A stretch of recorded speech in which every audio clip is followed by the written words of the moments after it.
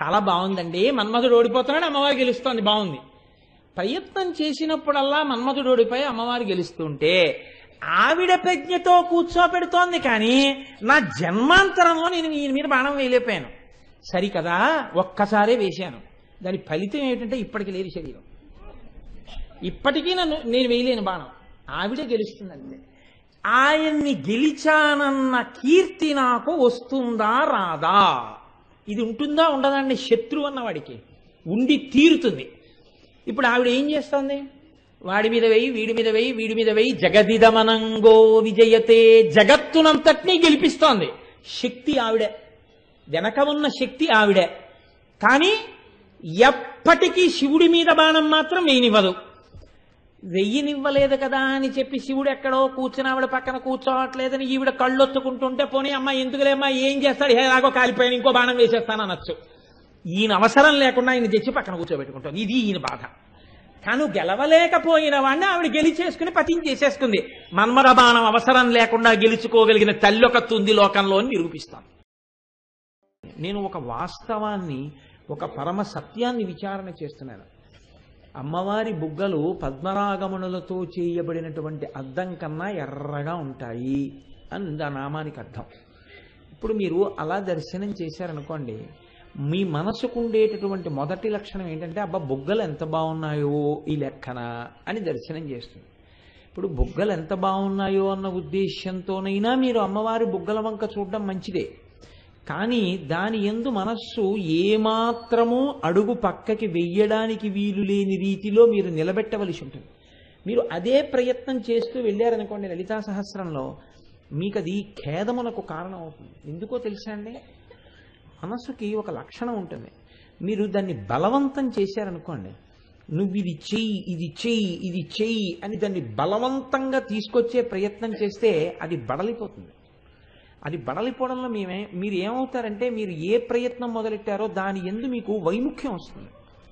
ఇప్పుడు అందుకే ఇది తెలుసున్న గురువు చెప్పే విధానం ఒకలా ఉంటుంది, ఇది తెలియని గురువు చెప్పడం ఒకలా ఉంటుంది. రామకృష్ణ పరమహంస పరమ సమర్థుడైన గురువు. అందుకే వివేకానందుణ్ణి ధ్యానం చేయమన్నారు భగవత్ సంబంధమైనటువంటి ఒక రూపం మీద.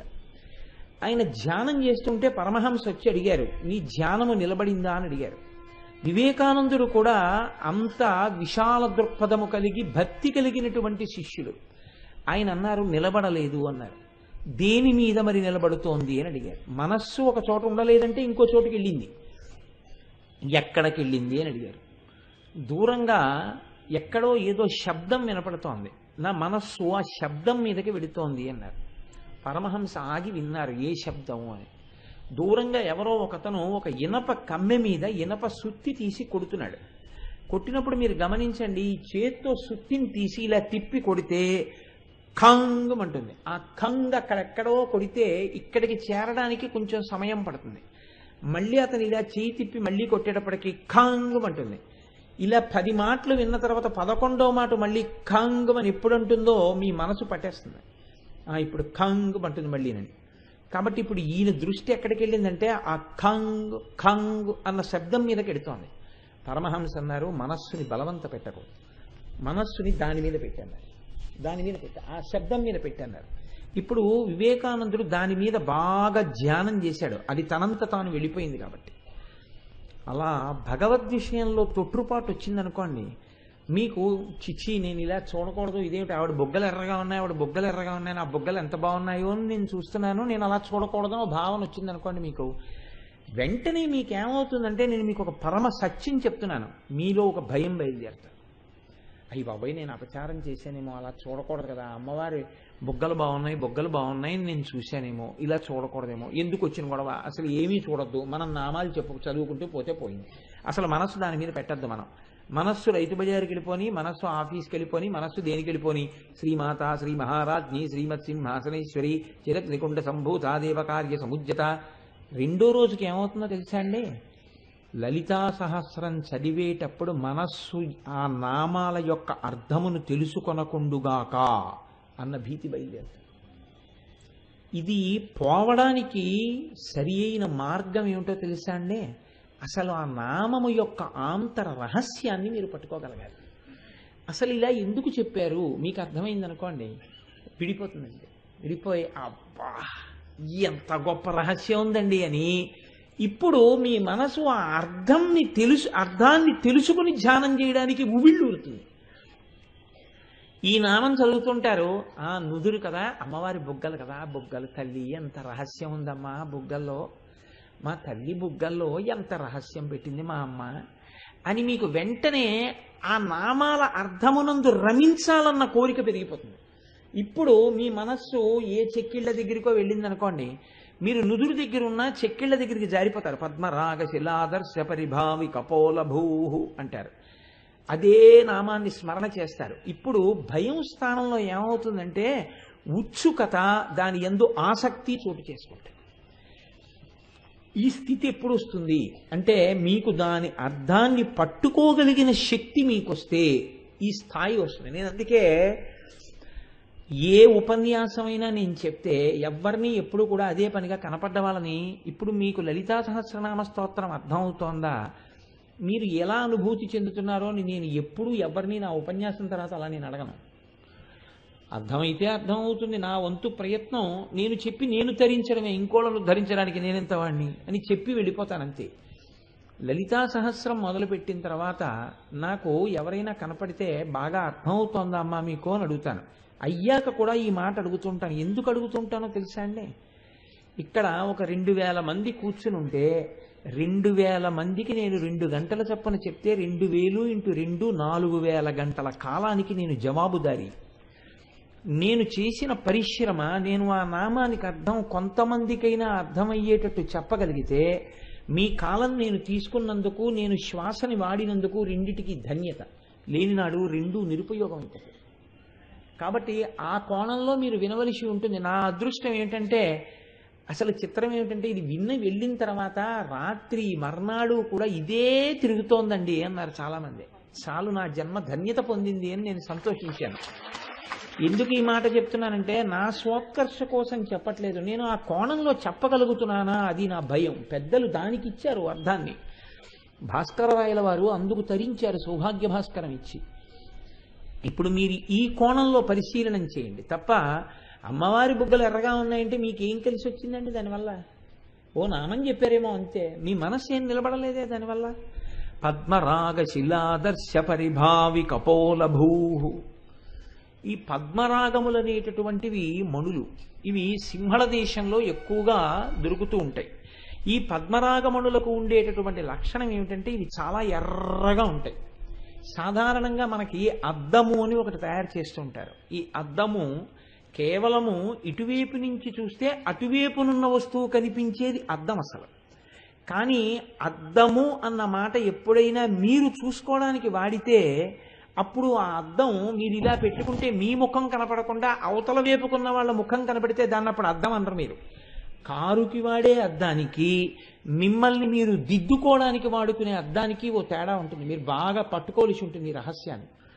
ఇప్పుడు నేను మా దొరగారి కారులో వస్తున్నప్పుడు మా దొరగారి కారులో ఉన్నటువంటి అద్దం, ఎదురుగుండా ఉన్న అద్దం, నా ముఖం దొరగారి ముఖం రెండే కనపడ్డాయి అనుకోండి. అందులో నేను మా ఇంటి నుంచి ఇక్కడికి రావడం కుదరదు కదండి. ఆ అద్దంలోంచి ఏం కనపడతాయి? ఎదురుగుండా ఉన్న వాళ్ళు కనపడతారు. నేను ఈ ఉపన్యాసానికి వచ్చే ముందు బొట్టు పెట్టుకోవడానికి ఓ అద్దం వాడతాను. ఆ అద్దం ముందు నిలబడి నేను బొట్టు పెట్టుకుంటాను. ఆ బొట్టు పెట్టుకుంటున్న అద్దం, ఆ అద్దానికి అవతల వాళ్ళు కనపడరు, నేనే కనపడతాను. మీరు కొంచెం పట్టుకునే ప్రయత్నం చేయండి. ఇదేం పెద్ద విషయం ఏం కాదు, పెద్ద సిద్ధాంతము లేదు అందులో. మీరు చాలా ప్రాజ్ఞులు, నా తాపత్రయమే కానీ మీరు ఎదుగు పట్టుకోలేరు. కాబట్టి రెండూ అద్దాలే, రెండిటికి అద్దమే. రెండూ అద్దం అయితే ఇటువైపు నుంచి అటువైపుకి కనపడినది అద్దం, ఎదురుగుండా నిలబడితే అటువైపుది కనపడకుండా మీరే కనపడింది అద్దం. ఈ నామంలో అంటున్నారు పద్మరాగ శిలాదర్శ పరిభావి కపోల భూహు. ఇప్పుడు పద్మరాగమణులతో చేశారు ఈ అద్దాన్ని. మన బింబం మనకి కనపడాలి అంటే, మన ప్రతిబింబం కనపడాలి అంటే అద్దం వెనకాతల ఒక ఎర్రటి రసాయన పదార్థాన్ని రాస్తారు. రాస్తే కిరణము ఆ అద్దం గుండా అవతలకి వెళ్లకుండా మన ముఖం నుంచి బయలుదేరినటువంటి కిరణం అద్దం మీద పడి పరావర్తనం చెందుతుంది.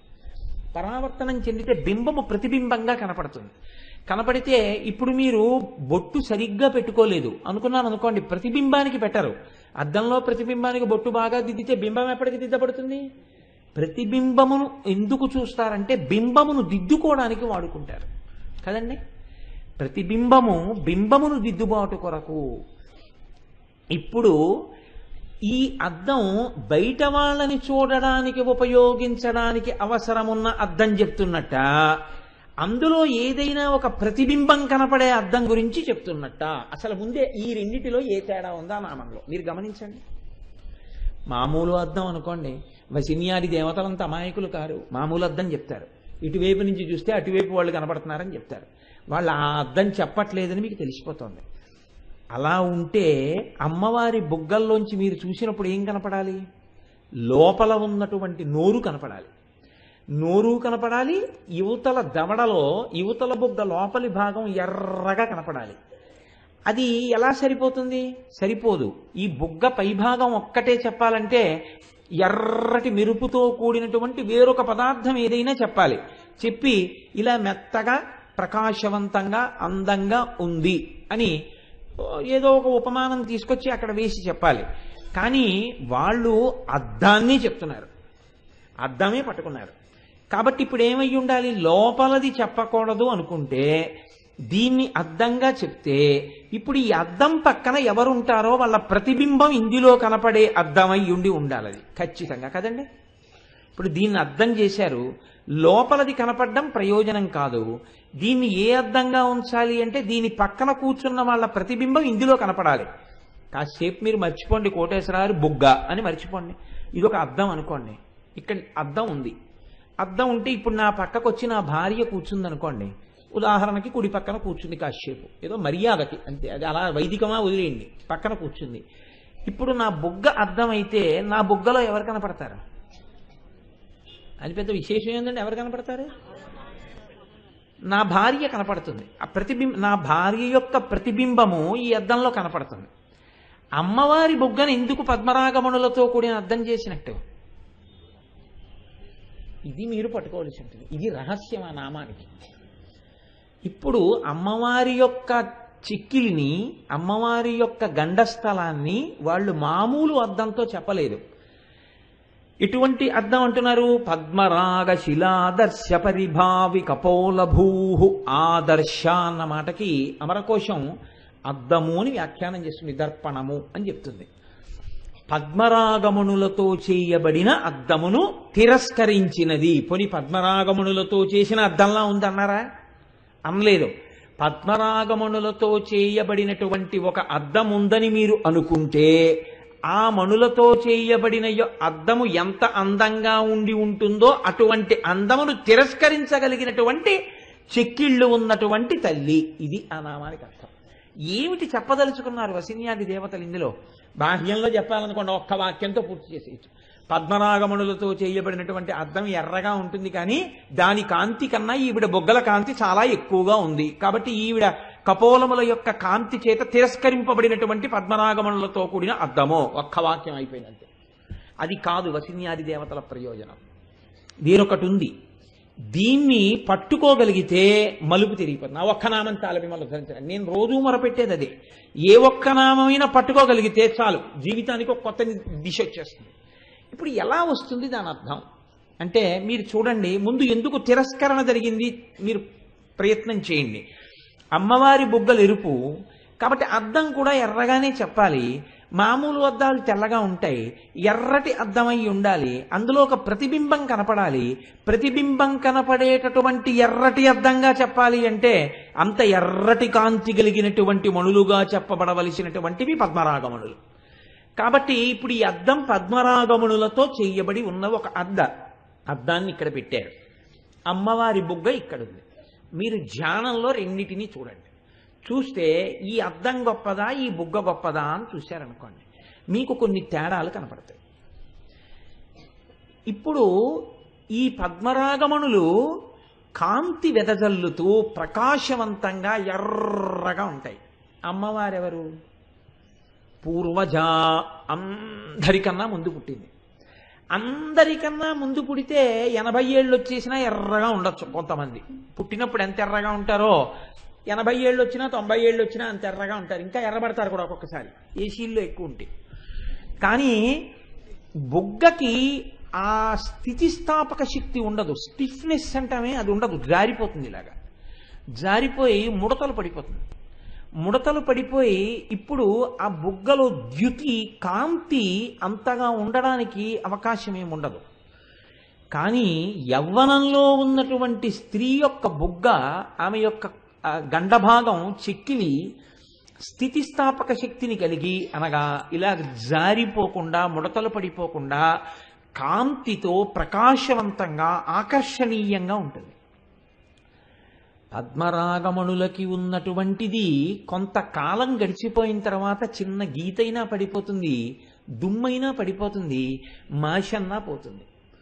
అమ్మవారి యొక్క బుగ్గలో ఎన్నటికీ గీతలు పడవు, ఎన్నటికీ మాసిపోవు, ఎన్నటికీ ఆ బుగ్గలు పూర్వజాన్న నామం ఉంది కదా అని ఇప్పుడు ఆవిడ వృద్ధురాలైపోయిందని నువ్వు అనడానికి వీలైన బుగ్గలు కావు. కాబట్టి ముందు ఆ అద్దంతో పోల్చడంలో మీకేమందింది? ఆ కాంతిని ఈ కాంతితో చెప్పాలంటే ఆవిడ యవ్వనంలోనే ఉంది. ఈ నామానికే యవ్వనంలో ఉంటుందా? ఏ నామానికైనా యవ్వనంలోనే ఉంటుందా? ఏ నామానికైనా యవ్వనంలోనే ఉంటుంది. ఏ నామానికైనా యవ్వనంలో ఉంటే మీరు నేను ఎందుకు ఉండలేము? అంటే మనము కాలమునకు వశులము. ఇవాళ కోటేశ్వరరావు ఇలా ఉన్నాడు, ఓ 30 ఏళ్ళు పోయిన తర్వాత కోటేశ్వరరావు సభలోకి వచ్చాడు అనుకోండి, ఏమో గోపాలకృష్ణ గారు చేయి పట్టుకుని నన్ను వేదిక ఎక్కిస్తారేమో కదా. అందుకని అప్పుడు ఏమవుతుంది అంటే అంటే నా ఉద్దేశం ఏమిటంటే గోపాలకృష్ణ గారు కాలమును గెలిచిన వారై ఉంటారు కదా. కాకపోతే ఆయన నన్ను చెయ్యబట్టుకు ఎక్కించాలంటే అది నా ఉద్దేశం. కాబట్టి ఇప్పుడు అలా ఇప్పుడు ఆవిడ కాలమును గెలిచినటువంటి తల్లి. కాలమునకు ఆవిడ లొంగదు. కాలమునకు ఆవిడ లొంగదన్న విషయం మీకు ఎక్కడ బాగా రూఢైంది? నిన్ననే రూఢైంది. నిన్న చెప్పారు కదా, ఆవిడ తపనోడు ఉపమండల, సూర్యచంద్రులు ఇద్దరు ఆవిడ కర్ణాభరణములు. కాబట్టి ఆభరణములుగా వారుంటే వారు ఈవిండి ఏం చేయగలరు? ఆవిడ కాలమునకు లొంగదు. సూర్యచంద్రుల యొక్క ప్రత్యాయాంతికతాహ పునర్న దివసాహ కాలో జగద్భక్షక. మళ్ళీ సూర్యోదయ సూర్యాస్తమయాలు, చంద్రోదయ చంద్రాస్తమయాల్లో మన ఆయుర్దాయం గ్రసిస్తోంది. అమ్మవారి ఆయుర్దాయం అలా గ్రసింపబడడం ఉండదు. ఆవిడకి అవి ఆభరణములు, ఆవిడ అనుగ్రహంతో ప్రకాశిస్తున్నాయి. కాబట్టి ఇప్పుడు ఆవిడ కాలమునకు లొంగదు. కాబట్టి ఆవిడ నిత్య యవ్వన, ఆవిడ ఎప్పుడూ యవ్వనంతో ఉన్నది. కాబట్టి ఇప్పుడు ఈవిడితో సమానంగా కాలమునకు లొంగకుండా అమ్మవారు నిలబడిపోయినట్టు కాలమునకు లొంగకుండా పద్మరాగమణుల అద్దం కూడా ఉండగలదా? ఉండలేదు. కాబట్టి పరిభావిక పోలభూహు, అమ్మవారి బుగ్గల యొక్క సౌందర్యం ముందు పద్మరాగమణుల యొక్క అద్దం ఓడిపోయింది. మొట్టమొదట అక్కడ పోయింది. రెండవది ఏది? అద్దమునకు ఒక లక్షణం ఉంటుంది. మీరు ఎప్పుడైనా చూడండి, గొల్లల మావిడాడ అని మనకు ఒక క్షేత్రం ఉంది. ఆ క్షేత్రానికి మీరు వెళ్ళి దర్పణ మంటపం ఉంటుంది. ఆ దర్పణ మంటపంలో మేడ మీద నడుస్తుంటే నేను ఇంత మనిషిని కనపడుతుంటాను, పొట్టివాడిగా కనపడుతుంటాను. మీరు వెంకటేశ్వర స్వామి వెంకటాచల క్షేత్రంలోకి వెళ్ళి లోపలికి వెళ్ళగానే రంగనాయకుల మంటపం ఎదురుకుండా కుడి చేతి పక్కన స్వామివారికి దర్పణ మంటపం ఉంటుంది. మీరు ఆ దర్పణ మంటపంలో ఊంజల్ సేవ జరుగుతున్నప్పుడు కూర్చుంటే మీరు ఎటు తల తిప్పి చూసినా కూర్చున్న వాళ్ళందరూ వెంకటేశ్వర స్వామి ఉయ్యాల పక్కన ఎవరికి వాళ్లే కనపడుతుంటారు అద్దాల్లో. ఎప్పుడైనా దర్పణ మంటపంలో ఊంజల్ సేవ చేసిన వాళ్ళకి తెలుస్తుంది అనుభవం. అన్ని అద్దాల్లోనూ మీరు వెంకటేశ్వర స్వామి కనపడుతూ ఉంటారు. అలా ఒక అద్దం ఒక చోట మీరు కూర్చుంటే మీరు అనేక చోట్ల ఉన్నట్టుగా అద్దములు చూపించగలవు. ఇది మాయని సృష్టిస్తుంది అద్దం. మీరు పొడుగ్గా ఉంటే పొట్టిగా చూపిస్తుంది అద్దం, మీరు పొట్టిగా ఉంటే పొడుగ్గా చూపిస్తుంది అద్దం, మీరు సన్నగా ఉంటే లావుగా చూపిస్తుంది అద్దం, మీరు లావుగా ఉంటే సన్నగా చూపిస్తుంది అద్దం, మీరు కొంచెం వెనక్కి బాగా దూరంగా ఉంటే మీరు కొంచెం దగ్గరగా ఉన్నట్టుగా ఉంటుంది అద్దం. అందుకే కార్లకి వాటికి రియర్ మిర్రర్స్ అని ఉంటాయి పక్కన. దాని మీద ఒక కాషన్ ఆర్డర్ ఉంటుంది. The objectives which you are visualizing in the mirror are not so distant as you see in the mirror అని. మీరు అద్దంలో చూస్తున్నప్పుడు కనపడినటువంటి వస్తు దూరం యథార్థముగా అంత దూరములో మీకు ఆ వాహనము లేదు, గుర్తెరగండి అని. ఎందుకంటే అద్దంలో చూసినప్పుడు మీకు చాలా దగ్గరగా ఉన్నట్టు కనపడచ్చు. చాలా దగ్గరకు వచ్చేసింది కదా అని మీరు కారు తిప్పకుండా అలాగే పెట్టి కూర్చున్నారనుకోండి, వెనకాల వాడు ఉన్నాడు మరి దూరంగా ఉంటాడు. కాబట్టి అద్దంలో చూస్తున్నటువంటి మీ వెనక వాహనం యథార్థముగా ఎంత దూరంలో ఉంటుంది అన్నది మీరు డ్రైవ్ చేయడం నేర్చుకుంటున్నప్పుడు వెనక అద్దంలోంచి ఒకసారి చూసి ఇంత దూరంలో ఉన్నదాన్ని ఇంత దూరంలో ఉన్నట్టు ఈ అద్దం చూపిస్తూ ఉంటోందన్న సత్యాన్ని మీరు రూఢిపరుచుకుంటేనే మీరు క్షేమంగా, వెనకవారు క్షేమంగా, ముందువారు క్షేమంగా మీ వాహనాన్ని మీరు నడపగలరు. లేకపోతే మీరు నడపలేరు. అటువంటి ఇబ్బందులన్నీ వేటికి ఉన్నాయి? అద్దాలకున్నాయి. అమ్మవారి బుగ్గలకి అలాంటి ఇబ్బందులు ఆవిడ బుగ్గలకి ఏమి ఉండవు. అలాగా పొట్టివాడిని పొడుగ్గా చూపించడం, పొడుగువాడిని పొట్టిగా చూపించడం, లేకపోతే లావు వాడిని సన్నంగా చూపించడం, సన్నం వాడిని లావుగా చూపించడం, ఇలాంటి పనులు అద్దం ఏం చేయదు. కాబట్టి అంటే యథార్థ స్థితిని మాత్రమే ఆవిష్కరించగలిగినటువంటి అద్దమా అద్దం. ఇప్పుడు ఈ అద్దం ఇంత గొప్పది. ఆ అద్దం పద్మరాగమణులతో చేయబడిన అద్దం అంత గొప్పది కాదు. 3 పద్మరాగమణులతో చేయబడినటువంటి అద్దం దగ్గరికి వెళ్ళి మీరు వాసన చూద్దాం, దీనికి ఏమైనా వాసన ఉందేమో అని వాసన చూడాలంటే మీరు ఏం చేయాలండి? అద్దం దగ్గరికి వెళ్ళి ఇలా వాసన చూడాలనుకుంటే చూడాలనుకున్న వాడు ఏం చేస్తారంటే దగ్గరికి పెట్టుకుని ముందు లోపల ఉన్న ఊపిరి వదిలేస్తాడు అంటాడు, అని తర్వాత అంటాడు. అంతేగాని ఇక్కడ వదిలేసి అద్దం మొహం మీరు ఎట్టుకుని అందవు, ఇక్కడికి వెళ్ళి అని అంటాడు.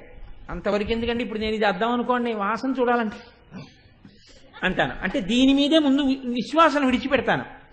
మీరు నిశ్వాస విడిచిపెట్టగానే దాని మీద ఆవిరి పడిపోతుంది. బాత్రూంలో అద్దం ఉందనుకోండి, వేడి నీళ్లు స్నానం చేసేస్తే ఆ అద్దం కనపడదు. మళ్ళీ తుడుచుకుని తువ్వాలెట్టి ఒకసారి తుడుచుకుని ప్రతిబింబాన్ని చూసుకోవాలి. మంచు పడింది అనుకోండి, అద్దం కనపడదు. వర్షం వస్తోంది అనుకోండి, అద్దం కనపడదు. మళ్ళీ అప్పుడు మీరు ఏం చేయాలంటే ఆ కారుకున్నటువంటి అద్దాన్ని తుడిచేటటువంటి 2 నాళములు ఉంటాయి, వాటితోటి తుడుచుకోవాలి. తుడుచుకుని కారు డ్రైవ్ చేసుకోవాలి. మంచు తుడుచుకోవాలి, దుమ్ము తుడుచుకోవాలి. లేకపోతే ఆ అద్దం మీకు ప్రతిబింబాన్ని చూపించదు. అమ్మవారి బుగ్గలకి అటువంటి ఇబ్బందులు ఉన్నాయా? అలాంటివి ఏమీ లేవు. ఎంత జాగ్రత్తగా చూసుకోండి. 5 సంవత్సరములు వాచి యొక్క అద్దం మీద ఒక్క గీత పడకుండా, కళ్ళజోడు మీద చుక్క గీత లేకుండా ఎవడైనా దాన్ని గాని నిర్వహించగలిగితే వాడికి భారతరత్న పురస్కారం ఇవ్వచ్చు. అంటే కళ్ళజోడు కవర్లో పెట్టేస్తానంటే కాదు, కళ్ళకి పెట్టుకునే అలవాటు ఉంటే ఎప్పుడూ అప్పుడు గీతలు పడిపోతాయి. ఇంత జాగ్రత్తగా చూస్తే ఇవే గీతలు పడిపోతే పద్మరాగమణులు గీతలు పడిపోతాయి. మరి మామూలుగా కళ్ళజోడు అద్దం అసలు ఏ చుక్క లేకుండానే మీకు అమరుస్తారు. పద్మరాగమణులను జాగ్రత్తగా చిత్రీయ పట్టేటప్పుడు అసలు తమంత తాము ముందు గీతలు పడతాయి. చివర్లకి గీత పడకుండా మణి ఉండడం కష్టం. కాబట్టి ఇప్పుడు మణి మీద గీతలు ఉంటాయి, కానీ అమ్మవారి యొక్క బుగ్గల మీద ఏమైనా గీతలు ఉంటాయా? ఏం ఉండవు. ఉండవని నీకెలా తెలుసు అంటే మీరు ధ్యానం చేయండి, మీకు కనపడుతుంది ఉన్నాయో లేవో. అమ్మవారి బుగ్గల మీద గీతలు ఏమి ఉండవు. కాబట్టి ఇప్పుడు పద్మరాగమణులతో చేయబడినటువంటి అద్దము అమ్మవారి యొక్క బుగ్గలనబడేటటువంటి అద్దము ముందు ఓడిపోయిందా లేదా? ముందు అక్కడ వరకు రండి. అక్కడ వరకు వస్తే ఏమైంది? ఇది అద్దం అది అద్దం అని మీరు ఒప్పుకున్నారు. కానీ ఈ అద్దం ముందు ఆ అద్దం నిలబడలేదు అని కూడా ఒప్పుకున్నారు. కాబట్టి పద్మరాగ శిలాదర్శ పరిభావి కపోలభూ. బాగుందండి, మీరు ఇంత చెప్తున్నారు కదా, ఆ అద్దంలో మేం కనపడతామా? పద్మరాగమణులతో చేయబడిన అద్దంలో మీరు నించున్నా నేను నించున్నా కనపడతాం. మణి సదృశ్యమైన ఉంటాయండి. అందుకే మణి రాయే. మణి అంటే ఏదో కాదు, మణులన్నీ రాళ్లే. రాళ్ళు ఏవి ప్రతిబింబమును బాగా చూపించగలవో వాటికి విలువ ఎక్కువ ఉంటుంది. అందుకే చూడండి, గ్రానైట్కి విలువ ఎక్కువ. మార్బుల్ కన్నా గ్రానైట్కి విలువ ఎక్కువ. ఎందుకంటే మీరు గ్రానైట్ షాప్కి వెళ్తే వాడు ఒకటే చెప్తాడు, మీ నీడ కనపడుతుందండి ఇందులో అంటాడు. మీరు చూడండి, చాలా విలువైన రాయి మీరు ఫ్లోరింగ్ వేసుకుంటే వెంటనే ఉంటాడంటే, ఏం వేస్తారు మీరు నడుస్తుంటే మీ నీడ కనపడుతుందండి అంటాడు. మీ నీడ కనపడుతుంది అనగానే రాతికి విలువ పెరిగిందనమాట. ఇప్పుడు పద్మరాగమణుల అద్దంలోనూ ప్రతిబింబం కనపడుతోంది, అమ్మవారి బుగ్గలనబడేటటువంటి అద్దంలోనూ ప్రతిబింబం కనపడుతోంది. ప్రతిబింబం కనపడాలంటే చెయ్యవలసింది ఏమిటి? ఒక్కటే, అద్దం ముందు మీరు నించోవాలంతే. ఇంకా మీరు చేయవలసింది ఏం లేదు. అద్దం ఇక్కడ ఉంటే మీరు అక్కడ నిలబడి నా ప్రతిబింబం కనపట్లేదని ఏడిస్తే ఏం కనపడుతుంది? మీరు అద్దం ముందుకు రావాలి. మీరు అద్దం ముందుకు వస్తే మీ ప్రతిబింబం కనపడుతుంది. అమ్మవారి బుగ్గల పక్కకి వెళ్ళి అమ్మవారి బుగ్గలలో ప్రతిబింబము చూసుకోగలిగినంత శక్తి ఎవరికైనా ఉంటుందా? ఇక్కడుందా నామానికి ఉన్నటువంటి రహస్యం అంతా.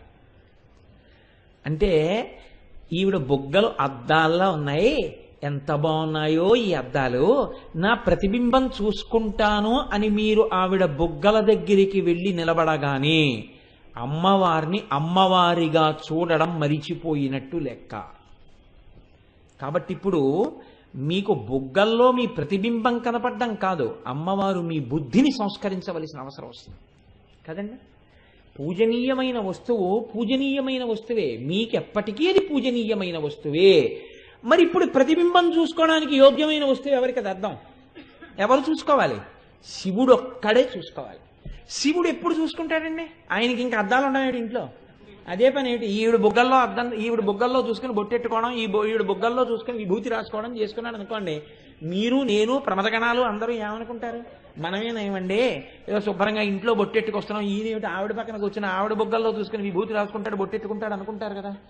ఎలా వచ్చి కూర్చుని ఆయన చూసుకుంటాడు? ఆయనకి చూసుకోవలసిన అవసరం ఉంది. ఇక్కడ ఉన్న పెద్ద ఇబ్బంది ఎందుకు వచ్చిందంటే, ఈ నామం ఎందుకు ఇలా వచ్చిందో తెలుసా అండి? ఆ అద్దంలో చూసుకోగలిగిన శక్తి ఉన్నవాడు శివుడు ఒక్కడే. శివుడు ఒక ఆడదాని బుగ్గల దగ్గరికి వచ్చి బుగ్గల్లో చూసి తన యొక్క ప్రతిబింబాన్ని దర్శనం చేసుకుని పొంగిపోయి దిద్దుకోవాలంటే, అసలు ఆడదాని బుగ్గల వంక చూసి తన ప్రతిబింబాన్ని చూసుకుని తన బింబాన్ని దిద్దుకోవాలి అంటే తన దేహమునందు మమకారం ఉండాలి. నాకు తలకాయ దువ్వుకుందామన్న భావన ఎప్పుడు ఉంటుంది అంటే, నాకు నా శిరోజములను సంస్కరించుకోవాలన్న భావన ఉంటే, నేను ఒక తపస్సులో ఉన్నాను అనుకోండి, ఆ తల పెరిగిపోతున్నా తల జడలు కట్టేస్తున్నా నాకు దానితో సంబంధం ఏముండదు. అలాగే శివుడు అంటే ఎప్పుడూ తనలో తాను రమిస్తూ ఉండిపోయేవాడు. ఆయన ఎప్పుడు బహిర్ముఖుడు కాడు. ఎప్పుడు ఇలా కూర్చుని ఆనందం బయట ఉండదు ఆయనకి. ఆయనకేమిటి ఎవరికైనా అంతే, ఆనందం లోపల ఉంటుంది. తన లోపలే ఉన్న ఆనందంలో తాను రమిస్తూ ఆత్మయందు రమిస్తూ ఆత్మారాముడై ఉంటాడు. శివుడనగా బహిర్ముఖుడు కానివాడు. బహిర్ముఖుడు కానటువంటి శివుడు అసలు ఆవిడ బుగ్గల పక్కన కూర్చుంటే కదా ప్రతిబింబం పడ్డాం. అంటే ఇప్పుడు పద్మరాగమునులతో చేయబడిన అద్దం ఓడిపోయిందా? అమ్మవారి బుగ్గలు ఓడిపోయా? తన భర్తని తన పక్కన కూర్చోపెట్టుకోలేకపోయింది అనుకోండి, ఇప్పుడు ఎవరు ఓడిపోయినట్టు? మీరు కొంచెం దీన్ని చాలా జాగ్రత్తగా గమనించవలసి ఉంటుంది. ఈ నామాన్ని ఒక భార్య ఏడిచింది అనుకోండి, ఎన్నడూ ఆయన ఇంటికి రారు, ఆయన నా పక్కన కూర్చోరు, నాతో కలిసి కనీసం ఒక్క పూజ చేయరు, ఎన్నడూ నా చేతితో గుప్పెడు అన్నం కూడా తినరు అని ఒక భార్య ఏడ్చింది అనుకోండి, ఇప్పుడు ఆ భార్య భర్తని తన పక్కన కూర్చోపెట్టుకోవడంలో విఫలమైపోయాను అని ఏడుస్తున్నట్టు కదండి. తన పక్కన కూర్చోవలసిన వాడు కూర్చోవట్లేదు అని ఏడుస్తోంది ఆవిడ అని గుర్తు. ఆ బుగ్గలు పద్మరాగమణులతో కూడిన అద్దాలైతే ఆ అద్దంలో చూసుకోనివాడు శివుడైతే ఇప్పుడు ఆ బుగ్గలు ఓడిపోయినట్టా గెలిచినట్ట? ఆలోచించండి. ఇప్పుడు ఆ బుగ్గలు ఓడిపోయాయా గెలిచాయా? ఖచ్చితంగా ఓడిపోయాయి కదండి. ఎందుకంటే శివుడు కూర్చోడు పక్కన. శివుడు అంటే తనలో తాను రమించేవాడు. తనలో తాను రమించే శివుడు ఎంత భర్త అయినా పక్కన కూర్చోనప్పుడు అమ్మవారి బొగ్గలు పద్మరాగమణులతో కూడినటువంటి అద్దములను గెలిచినటువంటి శోభతో కూడినవైతే మాత్రం ఆవిడ బొగ్గలకు ఒరిగినదేమి? నామం యొక్క గొప్పతనం అది. ఇప్పుడు ఆ కోణంలో మీరు పరిశీలన చేయండి.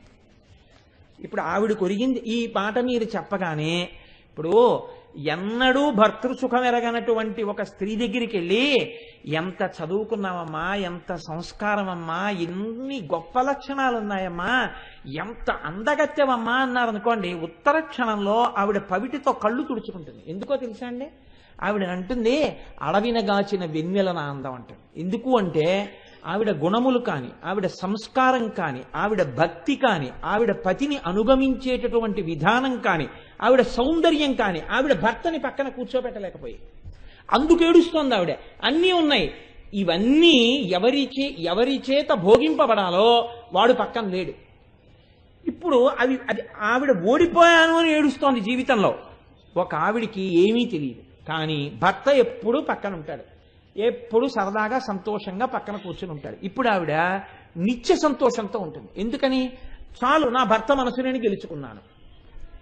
ఇప్పుడు మీరు ఈ నామం చెప్తే అమ్మవారు సంతోషించాలా, అమ్మవారు బాధపడాలా? చాలా జాగ్రత్తగా ఆలోచించండి. ఇప్పుడు నేను చెప్పిన కోణంలో ఆలోచించండి. పద్మరాగ శిలాదర్శ పరిభావి కపోలభూ అన్నాను నేను. ఇప్పుడు నేను చెప్పిన సిద్ధాంతంలో ఇక్కడే నేను ఆగిపోతే ఈ నామము చేత అమ్మవారు ప్రీతి పొందుతుంది అని చెప్పడానికి మీ దగ్గర ఏమైనా ఆధారం ఉందా? ఏమైనా ఉందా? లేదు కదా. మరి వశిన్యాది దేవతలు ఎలా చెప్పారు ఈ నామాన్ని? ఇలాగా అమ్మవారు ఎలా చెప్పించింది? అమ్మవారేగా వశిన్యాది దేవతలలో ప్రవేశించి చెప్పించింది. వాక్కు ఎక్కడున్నా వైదికమై 10 మందిని ఉద్ధరించే వాక్కు ఎవరు పలికినా ఆ వాక్కు అమ్మవారిదే. పూలతోటంతా నాదైనప్పుడు ఇక్కడ చామంతి మొక్క పూసిన పూలు నావే, అక్కడ గులాబీ మొక్క పూసిన పూలు నావే. శంకర భగవత్పాదులు చెప్పినా అమ్మవారే చెప్పింది, వశిన్యాది దేవతలు చెప్పినా అమ్మవారే చెప్పింది, పోతన గారు చెప్పినా అమ్మవారే చెప్పింది. ఎవరు చెప్పినా అమ్మవారే చెప్తోంది. దుర్వాసో మహర్షి ఆర్యా ద్విషితి చెప్పినా ఆవిడే చెప్పింది. మూక పంచశతి మూకశంకరులు చెప్పినా ఆవిడే చెప్పింది. చంద్రశేఖర పరమాచార్య స్వామి వారు అనుగ్రహ భాషణం చేస్తే ఆవిడే చెప్పింది. కోటేశ్వరరావు ఇవాళ 4 మాటలు మాట్లాడితే ఆ తల్లే మాట్లాడింది. కాబట్టి ఇప్పుడు పద్మరాగశిలాదర్శ పరిభావి కపోలభో ఆవిడ స్తోత్రము అని మీరు ఎలా చెప్పగలుగుతున్నారు? ఆ నామాన్ని పరిశీలనం చేయండి. కాబట్టి నేనంటాను ఆ నామము ధ్యాన సంబంధము అంటాను. మీరు బాగా ధ్యానం చేస్తే తప్ప మీకు అందదు. ఎందుకు అందదు? ఇప్పుడు మీరు వెనక్కి వెళ్ళండి కొంచెం. ఈ అందం ఎంత గొప్పదని మీరు చెప్తున్నారో, ఈ అందం ఒక్క అందానికే ఒక ప్రత్యేకత ఉంది. ఏమిటా అందం? ఇది కాలమునకు కూడా వశం కాని అందం. ఎంత అందము కాలమునందు పోవచ్చు, ఈ అందం కాలంలో పోయే అందం కాని అందం అమ్మవారిది. ఇంత అందం ఇప్పుడు కాదు, ఒకప్పుడైనా శివుణ్ణి కూర్చోబెట్టగలిగిందా? వెనక్కి వెళ్ళండి ఒకసారి. ఎప్పుడు ప్రయత్నించింది ఆవిడ అసలు శివుణ్ణి తనవాడిగా చేసుకుందామని? తన ప్రయత్నం వదిలేయండి, శివుడిని ఆవిడవాడిగా చేద్దామని ప్రయత్నం ఎవరు చేశారు? మన్మధుడు చేశాడు కదండి. మన్మధుడు ఒకానొకప్పుడు దేవతలందరూ ప్రార్థన చేశారు, అమ్మవారిని అయ్యవారి వస్తువుగా మార్చు, ఆమె యందు అనురక్తి కలిగేటట్టుగా చెయ్యి అన్నారు. ఆమె యందు అనురక్తి కలిగేటట్టుగా చెయ్యవలసిన అవసరం ఎందుకు వచ్చింది? అసలు ఆ అనురక్తి కలగాలని హిమవంతుడు తీసుకొచ్చి పార్వతీదేవిని ఆయన దగ్గర వదిలేడు. కానీ ఆయనకు అనురక్తి కలగలేదు. కలగలేదు కాబట్టి శివుడు అయ్యాడు. అనురక్తి కలగట్లేదు కాబట్టి, అనురక్తి కలగకపోతే కొడుకు పుట్టడు కాబట్టి, పుట్టకపోతే తారకాసురుడు పరిమార్చబడడు కాబట్టి, అనురక్తి కలగడానికి లోకంలో ఉన్నది ఒక్కటే ఒక్క ఔషధం, నీ బాణమే. అందుకని నువ్వు బాణం వెయ్యన్నారు మన్మధుణ్ణి. ఇప్పుడు మన్మథ బాణం వేసిన తరువాత స్త్రీయందు అనురక్తి కలగని వాడొకడు ఉన్నాడని లోకంలో ఎవడు లేడు. ఎవడికైనా అనురక్తి కలిగింది. అలా మినహాయింపబడిన వాడొకడున్నాడు అన్నవాడు లేడు లోకంలో. కాముడి యొక్క బాణం పడితే ఎంత తపస్సు చేసుకుంటున్నవాడు భ్రంశమైపోయాడు శివానుగ్రహం ప్రసరించనంతసేపు. మరి శివుడేమయ్యాడు? బాణం ఒక్కటేశాడు, ఇంకా మిగిలిన 4 వేయలేదు, ఆ మన్మధుణ్ణి కాల్చేశాడు. అంటే అమ్మవారి యొక్క బుగ్గలకి, అమ్మవారి యొక్క సౌందర్యానికి పరమశివుడు లొంగకపోవడం అన్నది ఇప్పుడేనా, ఎప్పుడో మొదలైందా? ఎప్పుడో మొదలైంది దీని కథ. మీరు చూడండి, ఇది మీరు లోక సాధారణమైన విషయాన్ని ఎలా పట్టుకుంటారో అలాగే పట్టుకోవాలి. ఒక పెద్ద మనిషి దగ్గర ఒక ఆవిడ ఏడుస్తోంది అనుకోండి, ఆయన నాతో సరిగ్గా ఉండట్లేదండి అస్సలు అని. ఇలా అమ్మ మీ పెళ్ళైనప్పటి నుంచేనా ఈ మధ్యనేనా అని అడుగుతారు పెద్దవాళ్ళు. లేదండి పెళ్ళైనప్పటి నుంచి ఆయన ఇదే వరుస అందనుకోండి. పెళ్ళైనప్పటి నుంచి ఇలా ఇదే వరుస అయితే అసలు పెళ్ళి ఎందుకు చేసుకున్నట్టు? ఇప్పుడు అక్కడికి వెడతారు కదండి, వెనక్కి వెడతారు కథ. ఇక్కడ అంతే, మీరు వెనక్కే వెళ్ళాలి ఈ నామాన్ని ఆధారం చేసుకుని. ఇది ఎప్పటి వరుస? పెళ్లికి ముందా పెళ్ళైన తర్వాత? పెళ్లికి ముందు నుంచి ఇదే వరుస. మరి మీకు పెళ్ళి ఎలా అయిందమ్మా? పెళ్ళి ఎలా చేసుకున్నాడు? ఇక్కడికి రండి, ఇక్కడుంది తమాషా అంతా. మరి పెళ్ళి ఎందుకు చేసుకున్నాడంటే బాహ్యమైన అందం చూసి చేసుకోలేదు. ఇప్పుడు ఆవిడ తపస్సు చేసింది, శివుణ్ణే పెళ్లి చేసుకుంటాను. ఆ చేసుకున్నప్పుడు అపర్ణ అయిపోయింది. ఆకులు తినడం కూడా మానేసింది. మానేసి ఘోరమైన తపస్సు చేస్తే బాహ్య సౌందర్యం అంతా క్షీణించిపోయి ఆవిడ చీపురు పుల్లలా అయిపోయి మహాసౌందర్య రాశి అంతఃసౌందర్యం చేత తయారైంది. ఇప్పుడు కూడా పోని పెళ్లి చేసుకున్నాడా? బ్రహ్మచారిగా వచ్చి శివనింద చేశాడు తానే, శివుడే. అబ్బెబ్బే వాడితో నీకు పెళ్ళేమిటమ్మా అన్నాడు. శివనింద చేస్తే నిన్ను కూడా శపిస్తానంది. అప్పుడు శివుడిగా కనపడ్డాడు. శివుడిగా కనపడి పెళ్లి చేసుకున్నాడు. ఇప్పుడు చెప్పండి, అమ్మవారు పరమశివుణ్ణి పెళ్లి చేసుకోవడంలో అమ్మవారి తపస్సే సాధనమై అయ్యవారిని గెలుచుకుందా? మన్మధుడి యొక్క బాణాల వల్ల అందరికీ పతి దొరికినట్టుగా పత్నికి దొరికాడా? ఇక్కడ అలా దొరకలేదు. మన్మథ బాణములు ఈవిడ పెళ్లి యందు మార్గములు కావు. ఈవిడ తపస్సు, ఈవిడ అంతఃసౌందర్యము ఆయనని పతిగా చేసుకోవడానికి మార్గమైనది. అందుకు పెళ్ళయింది. బాగుందండి. మరి మన్మధుడేమయ్యాడు? మీరు ఈ ఒక్క నామాన్ని చాలా జాగ్రత్తగా వెనక్కి అడుగులెయ్యాలి. మన్మధుడేమయ్యాడు? అప్పుడు మన్మధుడు కాలిపోయి ఉండుంటే పార్వతీదేవి కాబట్టి తపస్సు చేసి శంకరుణ్ణి వివాహం చేసుకుంది. మరి ఆ తర్వాత చాలా మందికి పెళ్లిళ్ళయ్యాయి, లోకం ఉత్పత్తి అయింది, కొడుకులు పుట్టారు, మనవలు పుట్టారు, మునిమనవరాళ్ళు పుట్టారు, జాతులు వర్ధిల్లాయి, వంశాలు వర్ధిల్లాయి. అంటే మన్మధుడు బతికే ఉన్నాడు కదా. మన్మధుడు బతికే ఉంటే అసలే ఒక పట్టాన లొంగని వాణ్ణి అంత జాగ్రత్తగా ఆవిడ తన తపస్సుతో గెలుచుకుని భర్తను చేసుకుంది. ఇప్పుడు ఆయన కాల్చేసిన ఆవిడ్ని ఈవిడ బతికించేసింది అనుకోండి. వెంటనే ఆయన ఏమంటాడు అంటే, నే కాల్చేవాడిని నువ్వు బతికించేదని వినాని మళ్ళీ తపస్సులోకి వెళ్ళిపోతాడు. ఆయన ఏమంటే అంతకన్నా తపస్సు చేసుకుంటాడు. ఆయనకి వైరాగ్యం తొందరగా వస్తుంది. అబ్బబ్బా ఈ పాటి దానికి సంసారాలు ఎందుకంటాడు, హిమాలయాలకు వెళ్ళిపోతాడు, చక్కగా ఇలా దండం మీద చెయ్యి ఎట్టుకుంటాడు, కమండలం పక్కన పెట్టుకుంటాడు, అలా హాయిగా కూర్చుంటాడు. ఏ సనక సనందనాదులు లాంటి వాళ్ళతోటే మాట్లాడతాడు. ఇక ఎవ్వరి వంక చూడడం. మరి ఎలా బతికించింది? ఇది పెద్ద తమాషా కదండి. ఇలాంటి మొగుడితో వేగి సంసారం చేయడం అంటే ఆ తల్లి గొప్పతనం అండి. ఆ ఒక్క నామంతో ఆవిడ యొక్క గొప్పతనాన్నంతటినీ తీసుకురావడం ఆ నామం యొక్క వైభవం. పెళ్లి చేసుకోవడమే అంత గొప్ప అయితే మన్మధుణ్ణి బతికించడం ఇది ఎవరు చెప్పాలి? ఎలా జరిగిందో దీన్ని చెప్పాలంటే ఒక్క జగద్గురు శంకరాచార్య స్వామి వారికి మాత్రమే సాధ్యం. అందుకని మీరు మళ్ళీ సౌందర్యలహరిలోకి వెళ్ళండి. ఆయన అంటారు, ధను పౌష్పం మౌర్వీ మధుకరమయీ పంచవిశిఖ వసంతు సామంతో మలయమరుదాయోధనరద తథాప్యేక సర్వం హిమగిరిసుతే కమపి కృపాం అపాంగతే లబ్ధ్వా జగదిదమనంగో విజయతే. ఈ శ్లోకానికి ప్రాణం ఎక్కడుందో తెలుసా అండి? చిట్ట చివరి పాదంలో ఉంది. చిట్ట చివరి పాదం చిట్ట చివర శంకరాచార్యులు వారు ఏమంటున్నారు?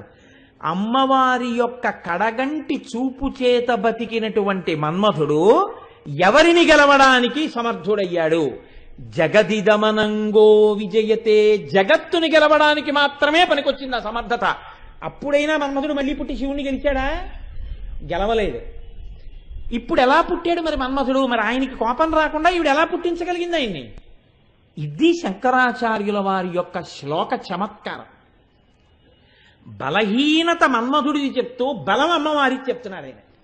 ఇది మీరు పట్టుకోగలగాల ఆ శ్లోకాన్ని. ధను పౌష్పం, పుష్పములతో కూడినటువంటి ధనస్సున్నవాడు మన్మధుడు. అసలు మన్మధుడు పుష్పధనస్సు పట్టుకున్నాడని ఎక్కడుందండి?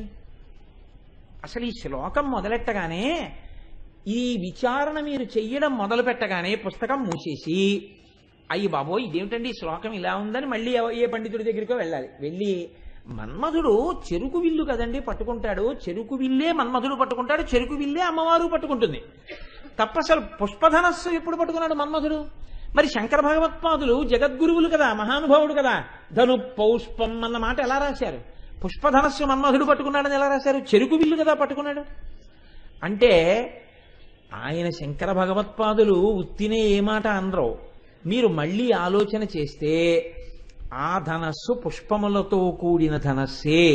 మన్మధుడు పుష్పములతో కూడిన ధనస్సు కూడా పట్టుకుంటాడు అని ఎవరు చెప్పారు అంటే అమరకోశం చెప్పింది. అమరకోశం ఏది చెప్పిందో అది పరమ సత్యం.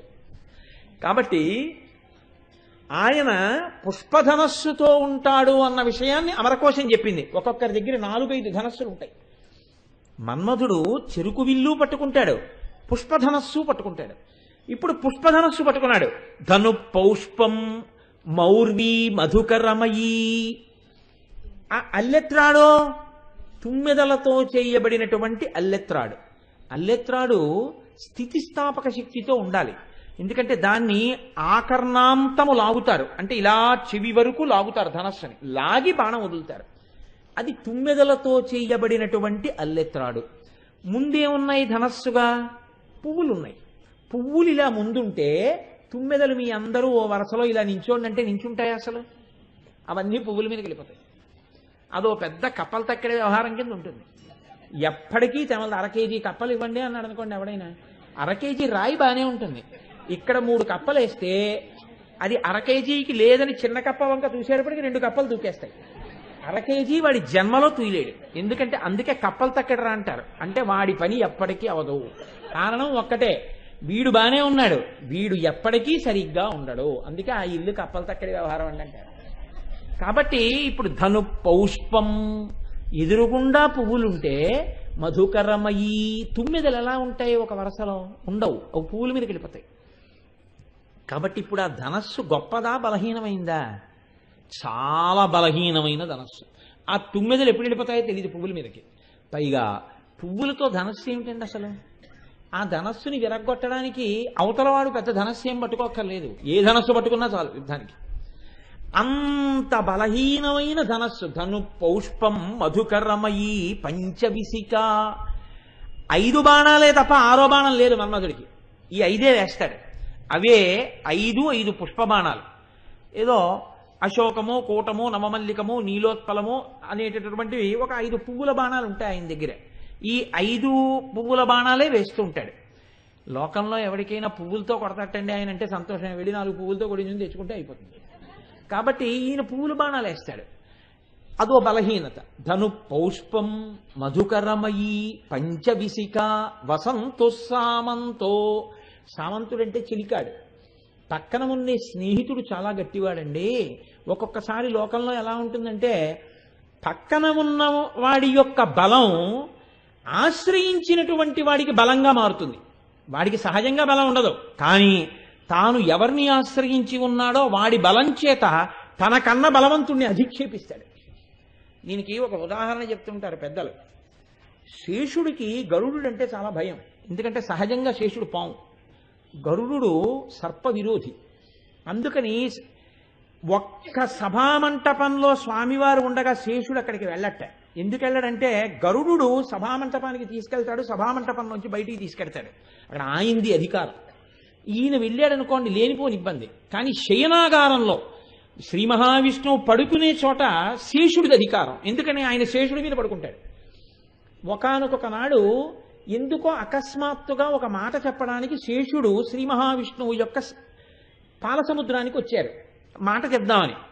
ఇప్పుడు ఈ శేషుడు అన్నాడు, అలాగే పడుకుని గరుత్మంతుడిని చూసి, hello Garuda how are you అన్నాడు. అంటే, ఓయ్ గరుత్మంత ఎలా ఉన్నావు, బాగున్నావా అన్నాడు. ఇది మాట అనడమే.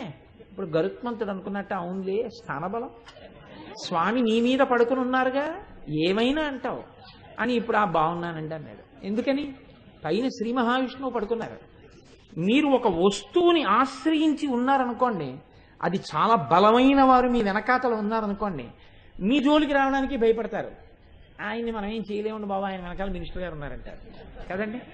పోనీ మన్మధుడి వెనకాతలు అలా ఏమైనా బలమైన వాడు ఉన్నాడా? వసంతు సామంతో. వసంతుడు ఆయనకి చిలికాడు. ఈ వసంతుడు ఎప్పుడు ఉంటాడు? చైత్ర వైశాఖ మాసములు వసంత ఋతువు, అప్పుడే ఉంటాడు. చైత్ర వైశాఖ మాసాలు వెళ్ళిపోయాయి అనుకోండి, మళ్ళీ వచ్చే వరకు కనపడ్డాయి. ఇంత గొప్ప చెలికాడు, మళ్ళీ పిలిస్తే పలకడు, సెల్కి నెంబరు లేదు, ల్యాండ్ ఫోను లేదు, కాబట్టి ఇహ దొరకడం. కాబట్టి వసంతు సామంతో మలయమరుదాయోధనరథ. మలయ పర్వతం మీద ఉండేటటువంటి గంధపు చెట్ల మించి వచ్చేటటువంటి సువాసన ఆయనకి రథంగా ఉంటుంది. ఈ గంధపు చెట్ల మించి వచ్చేటటువంటి గాలి మనిష్టం వచ్చినట్టు వెళ్ళదు, దాని ఇష్టం వచ్చినట్టు ఎడుతుంది. గాలి వీచేటప్పుడు తన ఇష్టం వచ్చినట్టు వీస్తుంది, కానీ మన ఇష్టం వచ్చినట్టు వీయదు. శత్రువు అక్కడ ఉన్నాడు రా అన్నారు అనుకోండి, రథం ఇటు వెళ్ళిపోతుంది. ఎందుకంటే అది మలయమరుదాయోధన రథ, అటుపోతూ ఉంటుంది ఆ రథం. ఇంత బలహీనమైన రథం. మలయమరుదాయోధనరద తథాప్యేక సర్వం హిమగిరిసుతే కమపి కృపాం అపాంగత్తే లబ్ధ్వా జగదిదమనంగో. అసలు అన్నిటికన్నా బలహీనత ఏమిటో తెలుసా అండి? అసలు ఆయనకి శరీరం లేదు. ఎదురుగుండా శత్రువు పోని భీకరాకారంతో నించున్నాడంటే భయపడతారు, ఏ పువ్వులు విల్లైనా. అసలు ఆయనకి శరీరమే లేదు. ఇక శరీరమే లేనివాడు యుద్ధానికి వస్తే ఎవడు మాత్రం భయపడతాడు? అమ్మా, ఇన్ని బలహీనతలు ఉన్నటువంటి మన్మధుడు అపాంగతే లబ్ధ్వా, నువ్వు ఇలా చూశావంతే గొప్ప బలాన్ని పొందాడమ్మా. ఎంత బలాన్ని పొందాడు?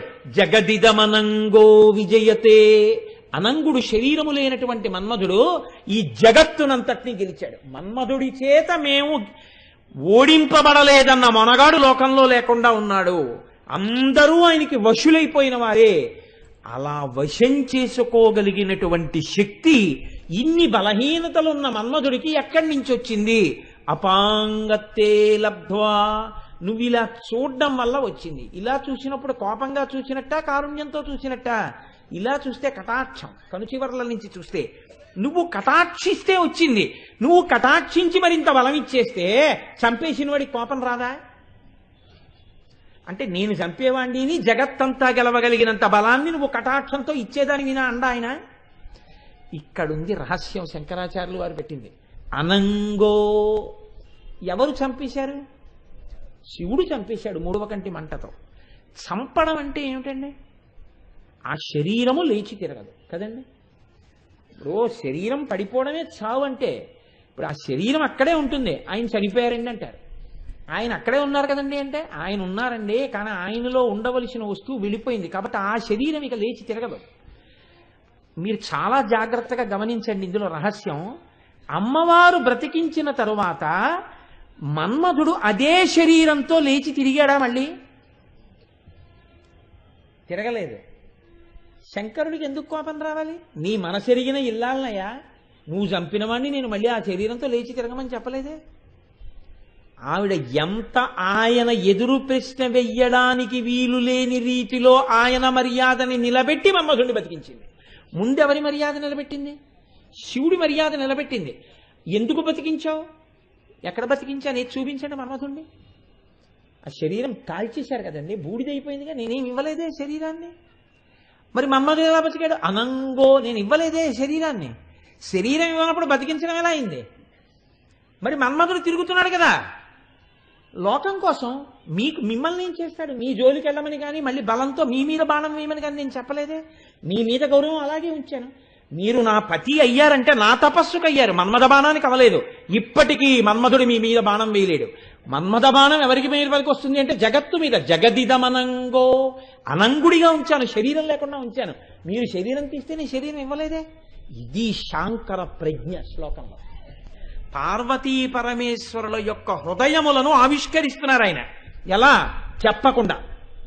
ఇది పైకి దొరుకుతుందా? మీరు జాగ్రత్తగా గమనిస్తే వస్తోంది. అంటే ఇంకొకసారి అమ్మవారు పరమశివుడి యొక్క హృదయాన్ని దోచుకుంది. మీరు గమనించండి. ఇప్పుడు మళ్ళీ ఆవిడ శివుడి మనసు దోచుకుంటే శివుడు ఏమవుతున్నాడు? ఆవిడ తనని ఎంత బాగా అర్థం చేసుకుంటోందో, తన మనసు ఎంత తెలుసుకుంటోందో తెలుసుకున్న కొద్దీ ఆవిడ మనసుకి వశుడవుతున్నాడు. అంటే తన పక్కకి తెచ్చి కూర్చోపెట్టుకోవడంలో ఆవిడ సఫలీకృతురాలవుతోంది. ఇప్పుడు శివుడు కాల్చిన మన్మధుణ్ణి బతికించింది. ఎలా బతికించింది? శివుడు కాల్చేసిన శరీరాన్ని తిరిగి ఇచ్చి కాదు, శరీరం లేకుండానే బతికించింది. ఇది ప్రజ్ఞ, చాలా గొప్ప విషయం. కానీ శివుడి మర్యాదకు భంగం ఉందా? లేదు. లేచిన వాడు ఏం చేస్తాడు? సాధారణంగా యుద్ధంలో శత్రువు చేత మూర్ఛపోయాడు అనుకోండి, లేవగానే ముందు ఎక్కడ శత్రువు అని మళ్ళీ ధనస్సు తీస్తాడు. ఇప్పుడు లేచిన మన్మధుడు శివుడి వైపుకి తిరిగాడా? తిరగలేదు. ఎందుకు తిరగలేదు? అమ్మో, ఆయన వైపు తిరిగితే ఇంకేమైనా ఉందా? ఏ తల్లి బతికించిందో, ఏ తల్లి కటాక్షమ్మని బతికించిందో ఆ తల్లి మళ్ళీ కన్నెర్ర చేస్తే అప్పుడు బూడిదన్నా ఉంది, ఇప్పుడు బూడిద కూడా ఉండదు. అందుకే ఇంకా శివుడి మీద బాణం వేయలేదు. అది జగత్తుని గెలవడానికి వచ్చింది. ఏమి సౌశీల్యవతివి, నేను శరీరాన్ని కాల్చానని ఇక మళ్ళీ నువ్వు శరీరం ఇవ్వలేదు. కానీ లోకానికి తల్లివి కాబట్టి వంశాలు పెరగడం కోసమని మన్మధుడికి ప్రాణం పోశావు. అనంగుడిగానే ఉంచాం. ఆయనకి మనసిజుడు అని పేరు. మనసిజుడు అన్న పేరు ఎందుకు అంటే ఆయన శ్రీ మహావిష్ణువు యొక్క మనస్సులోంచి ఆవిర్భవించారు. అందుకే ఉత్తర జన్మలో కూడా శ్రీకృష్ణ భగవానుడికి కొడుకుగా ప్రద్యుమ్నుడిగానే వస్తారు మన్మధుడు. కాబట్టి ఇప్పుడు అమ్మవారు పరమశివుడి యొక్క మర్యాద ఏమైనా తగ్గించిందా? ఏమీ తగ్గించలేదు. పరమశివుడి యొక్క మర్యాద తగ్గించకుండా మన్మధుడు పరమశివుడి మీద బాణం వెయ్యడానికి వీలు లేకుండా పరమశివుణ్ణి తనవాడిగా చేసుకోవడంలో రెండోసారి కృతకృత్యురాలైంది. ఒకసారి తపస్సు చేసి పెళ్లి చేసుకుంది. మన్మధుణ్ణి బతికించి కూడా పరమశివుడికి కోపం రాకపోగా ఇంకా తనకి చేరువయ్యేటట్టుగా చేసుకోగలిగింది. అబ్బా, ఏమి మనసెరిగిన ఇల్లాలు, నా కీర్తి నిలబెట్టిన ఇల్లాలు. ఇప్పుడు ఆ సంతోషంతో ఆయన వచ్చి పక్కన కూర్చున్నాడు. ఇప్పుడు ఆ బుగ్గలు విజయం సాధించాయా లేదా? ఇప్పుడు అది అమ్మవారి పట్ల అపచారం ఎలా అయింది? మీరు వెనక్కి వెళ్ళి చూస్తే అది విజయం అవుతోంది కదండి. ఎలా విజయం అవుతోంది? బలవంతంగా కాదు, మనసిరిగిన ఇల్లాలుగా. అసలు ఎవ్వరి ఏ ఆడదానికి లోకంలో లొంగనటువంటి శివుణ్ణి ఒక్కొక్క మెట్టెక్కించి తీసుకొచ్చి కూర్చోబెడుతోంది. ఇందులో మన్మధుడి అపజయం ఉంది, ఆవిడ విజయం ఉంది. లోకం పట్ల మన్మధుడి విజయం ఉంది, పరమశివుడి పట్ల విజయం పొందకూడదన్న హద్దు అమ్మవారు ఏర్పాటు చేయడంలో ఆవిడ పాతివ్రత్యం ఉంది. దాని చేత శివుణ్ణి కూర్చోపెట్టుకోవడం ఉంది. దానివల్ల ఆవిడ బుగ్గలకి సార్థకత ఉంది. అమ్మవారి పాతివ్రత్యమంతా పద్మరాగ శిలాదర్శ పరిభావి కపోలభూహు ఆ నామంలో ఉంది.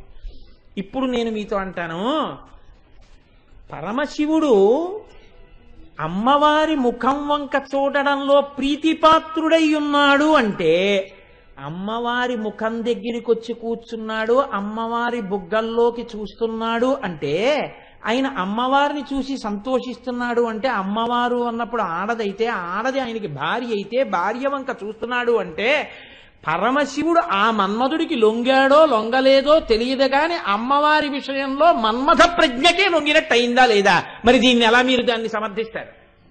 ఇప్పుడు బాణం పడలేదని ఆ 5 బాణములకు లొంగకుండా అమ్మవారి వంక ఎలా చూశాడు? ఎలా వచ్చి కూర్చున్నాడు నా భార్యని? నా భార్య అన్న మాట అనగానే అమ్మో ఎంత ప్రేమ కలిగిందో అనగానే ఆ స్థాయి నుంచి ఒక్కసారి కిందకొచ్చి మావిడన్న మాట అన్నాడా లేదా? అలా అనగాని లొంగాడా లేదా? లొంగడం అన్న మాట వచ్చేటప్పటికి అది మన్మథ సంబంధమా కాదా? మరి అప్పుడు మన్మధుడి విజయం అయిపోయినట్టుగా శివుడు గ్రహించలేనంతటి వాడా? ఈశాన సర్వ విద్యానాం ఈశ్వర సర్వభూతానాం బ్రహ్మాధిపతి బ్రహ్మణోధిపతి బ్రహ్మా శివోమే అస్తు సదాశివోం కదా.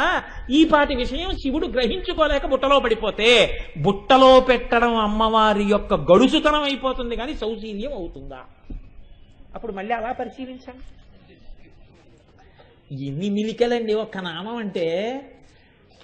ఒక్క నామం వసిన్యాది దేవతలు చెప్పారంటే ఎన్ని మలుపులు తిరిగిపోతుందో. ఇప్పుడు నిజంగా మీరు లలితా సహస్రం చదువుతున్నారనుకోండి, పద్మరాగ శిలాదర్శ పరిభావి కపోలభూ చాలంటాను నేను. పూజకి చాలు, నాకైతే చాలు, ఏ నామం అక్కర్లేదు. ఈ ఒక్క నామం చదివి కళ్ళు మూసుకుని పీట మీద అలా కూర్చుంటే ఎంత ఆనందం, ఒళ్ళు పులకలు వచ్చేసి అమ్మా ఏమి సౌశీల్యవతివమ్మా, ఏమి గొప్పతనమమ్మా అని పొంగులు వారిపోతుంది మనస్సు.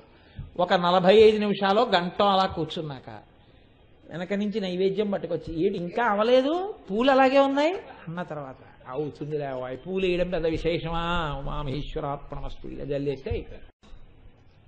వర్ణములా సువర్ణములు పాదములా కలహంసములు శృతుల్ కనరసాయనమ్ములు శుకమ్ముల పల్కుల పల్కులమ్మ ఆకర్ణ విశాల నేత్రములు కంజదలాయతముల్ సుధార్ణవో దీర్ఘ తరంగ మాలికల తేలిన వెన్నలు నీ ప్రసన్నతల్లంటారు పేరాల భరతశర్మ గారు.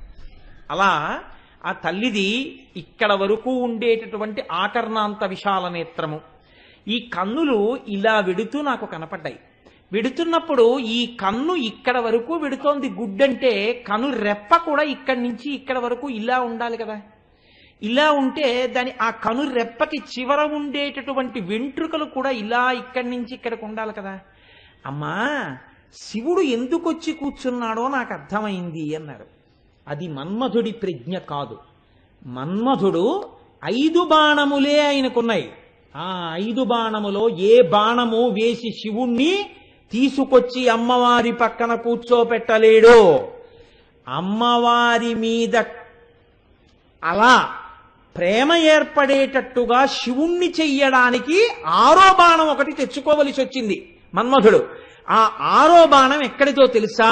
అది లోకంలో ఇంకెవ్వరి మీద వేయరు, ఒక్క శివుడి మీద వేయడానికి మాత్రమే పనికొచ్చే బాణం. ప్రతి బాణానికి గరుడ పక్షి యొక్క ఈకలు కడతారు.